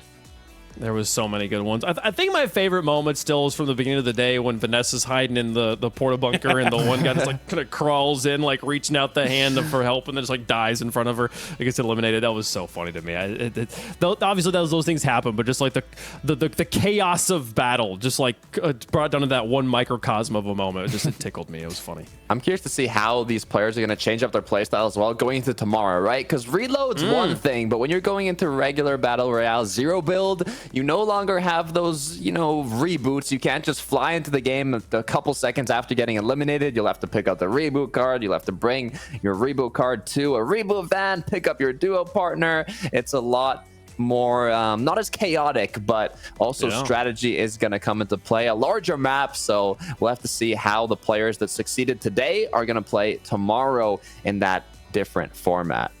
Yeah, for sure. And there are a few special rules. We won't spoil anything yet, but there's a few special rules that will come into play tomorrow. So while it will be kind of normal Fortnite Battle Royale Duo 0 build, there will be there's a big ol' asterisk on the end of it that we'll tell you about those asterisks. It'll change maybe every single game. So we're still calculating the numbers, chat. We'll let you know as soon as we know who the winner is. I want to see the leaderboard as badly as you guys do. I promise we're going to show it as soon as it is ready to go. But yeah, a lot of different names that I feel like can really be proud of how they played today, Clay. And even you look at like people like Happy Girl, the way that not just the way that she represented her community in her corner of Twitch, but the way her community represented her in the chat. I feel like there's applause to be given all the way around there.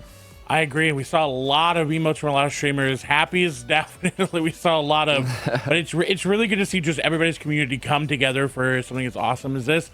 And it was really just a great day all around. Yeah, I also want to shout out Sinet in that last match, making a bit of a comeback. Yes. Not only clutching it up as a solo, but getting back-to-back eliminations and securing that victory royale in the last moments. I don't think they'll be all the way in first place, but they'll definitely bump themselves up the leaderboard and hopefully make a bit extra cash. Also, Reddish and a duo partner Pred did a great job on that last match. I don't know if they got like 4th place, 3rd, 2nd. I know they were close to getting that VR, but they weren't able to secure it. However, it was a good amount of points to bump them up. So a lot of these duos kind of had that last dance to bump themselves up the leaderboards. I'm excited to see kind of how everything shook up. Me too.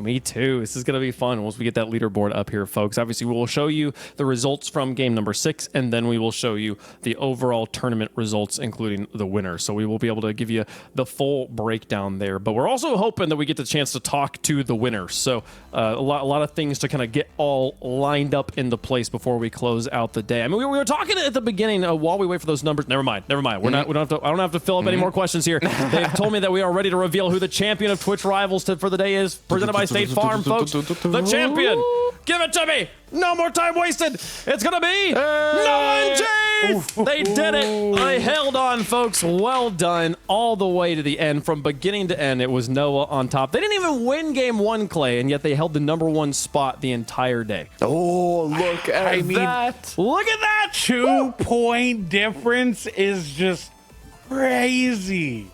That's closer than I thought. That is definitely closer than I thought. I was doing my calculations in my head. I'm not going to lie. I was like, yeah, Noah, Jaith, it was by far. I mean, they had 8 eliminations. They only 1 point placement different, but it was only 2 points that separated first and second place. What a way to close it out. Oh, a battle indeed. And look at Maddie and Synod there as well, jumping up to 4th place with that win. And to be noted, the best game of the day, 28 points. Nobody had scored more than 24 before game 6. They came in and did 4 better. That's crazy. That's insane. I want to know how much of a prize pool difference they got from that 28-point game. But taking a look at the second page, Swearin and Twinkies, who took home game #1, finished in 11th place now, right beside Headshot Chicken Fluger in 12th, and even Thieves and Ecstatic, all of those duos with the same amount of points, a triple tiebreaker with 36 points. Look, it just shows how deep the competition is here. All the teams showing up and putting up great competitions. Abigail and Tax, they'll take 14th place there with 33 points. A wonderful effort, a great outing there. And hey, anytime you're higher than Bucky in a tournament, a Fortnite tournament, you can pat yourself on the back there. You know, good job. You got a good win there. We appreciate everybody showing up and playing. Even the teams down there at the bottom are going to take home at least $125 per player just for showing up and putting on a good show. We got to kind of visit all of those players at different times. What an event, though. You know, I mean, it's got to be a sigh of relief here, Clay, for the Jaith and Noah fans. Sitting up on top, they did it. They didn't throw. Congratulations. Good job getting the win. Didn't throw almost. I mean, 2 points is crazy, right? They're putting on a show. Yeah. I mean, you know, they had a little hiccup. Something weird happened where I don't really remember. Wave Punk might have said something. They got 4 points right after he did. But this is all fallacious. None of this mattered. Okay, I'm just saying. I didn't do anything that had any actual impact on anybody. I'm just saying. It's Noah's fault for being in chat. That's what I'm saying. You got to be logged in. What's Noah doing and watching the stream? He's got to be playing. Come on, let's go talk to them. Let's see if that moment had anything to do with it, folks. We are on board with the champions of Twitch Rivals here. Let's speak to them here, gentlemen. Congratulations on getting the tournament. We've been debating it the whole show. Noah, did it actually affect you here? And me go like, oh well, maybe we'll see them drop game further. I did not trip and fall, all right? I'll just say that. We did for a second. Exactly. We did for a second, but we came back. You came back. Well done. I'd say Wavemaker was definitely like in my head for the rest of the tournament. I just couldn't stop thinking about what he said about us like maybe tripping and falling. So he was jumping rope. He just real estate in my head. No, I'm just kidding. Completely. But yeah, that was a great tournament. Thank you. Go, boys. That's crazy. Wave Punk was taking over Jaith's real estate. Look, I got 2 questions. First one for Noah. Is that your dog in your profile picture? I've seen that profile picture for so long. Is that your dog or is that just like a meme? Yeah, no, that's my dog. That was my dog on Halloween like 7 years ago or something. That's hilarious. I respect it. And I got a question for both of you now. Jaith, if you want, you can answer it. So you guys got first place today, but that was the reload game mode. Tomorrow, you got Zero Build Battle Royale. Are we going to see a back-to-back? I think so. I believe in us. Okay. Do you have any like strategies, any game plans going into tomorrow that you're going to mix it up? You know, no leaks, but some game plans you're preparing or what? That's on Jaith. What do you think? I don't know. Yeah, we did play the last Twitch Rivals together, and we went for some like different types of strategies, trying to claim as many points as we can in like the bonus areas, and it actually costed us some games. So it's interesting. I don't know if it's worth it to go out for all those special bonuses. You know, it might be worth to just stick to your like typical plan, but I guess we'll see how risky we're feeling tomorrow coming off of this little reload dub. All right. So what was the strategy today with Pleasant Park? Why did we land there over Tilted, over all these other areas? Because let's be honest, we saw y'all's loot coming from Pleasant, and y'all had a lot of it. I think it's just the fact that reload mode has 100% chest spawn helps that a lot, because each house, you know, there's like 5 chest spawns in each house on average, and they're all there because of the 100% chest spawn. So no matter where you land, I think you get pretty decent loot. But yeah, Pleasant was definitely treating us well today. Well, gentlemen, congratulations again on the win. Want to give you a chance to give any shout outs you want. Shout out your community, shout out sponsors, shout out family, whoever you want to go. Noah, we'll start with you. Who you got? All right, shout out to my, my family, my mom and dad. I wouldn't be here without them. I'd like to thank Jaith's mom and dad. He wouldn't have been here with me today on the special day without them. And, my stream and all that. Beautiful. Yeah, shout out Noah for the invite to the tournament, and shout out to everyone that was rooting for us. And come back and root for us tomorrow, Chad, give it up one more time for your Twitch Rivals champions, Noah, W Plays, and Jaith. Gentlemen, congratulations. We'll see you again tomorrow. Thank you. And that does it. Have a good one. That does it for day one, folks. Thanks so much to our friends from State Farm for making today's show possible. Tune in tomorrow for day 2 of the State Farm Battle Royale Showdown featuring Fortnite. Like a good neighbor, State Farm is there, and it's going to be a great battle, folks. You're not going to want to miss what we got tomorrow. As we wrap up the show, it's time for a special version of the Twitch Rivals raid that we call the Raid Launcher. The Raid Launcher will randomly select one channel from today's participants that is still live, and once we have a winner, we will launch all of you and 25 gifted subs into that lucky streamer's channel. Who's it going to be today? Production, if we're ready, spin the wheel. Let's go. Spin I want that to find out who wheel. we're going to go see. Spin Let's that see, wheel! let's see. Okay. Let them all go. Any predictions? Clay, who do you think? It's going to be Noah. Headshot check. I'm thinking Noah. I'm going to double down. Noah. 2 on It could Noah. be- Come on. You know what? Reddish, actually. I'm changing. Oh, it's the mythic goldfish man himself. It's going to be Fluger. We're going to go raiding Fluger, chat. Get your emotes ready. If you got any golden emotes or any fish emotes, let it know. Oh, we got 23 seconds, gentlemen. We got to wrap up the show fast. Takada, any final words? Any final words? We don't got a lot of time. Thank you so much. We'll see you again tomorrow. 4-0 build ranked. Clay, what do you got to say? Thank you for having me. Won't see you tomorrow to be Panda instead of me, but it was great being here. Oh, we'll see you there, you're gentlemen. right. You both were wonderful stuff. Chat, thanks so much for being here. We had a great time with you.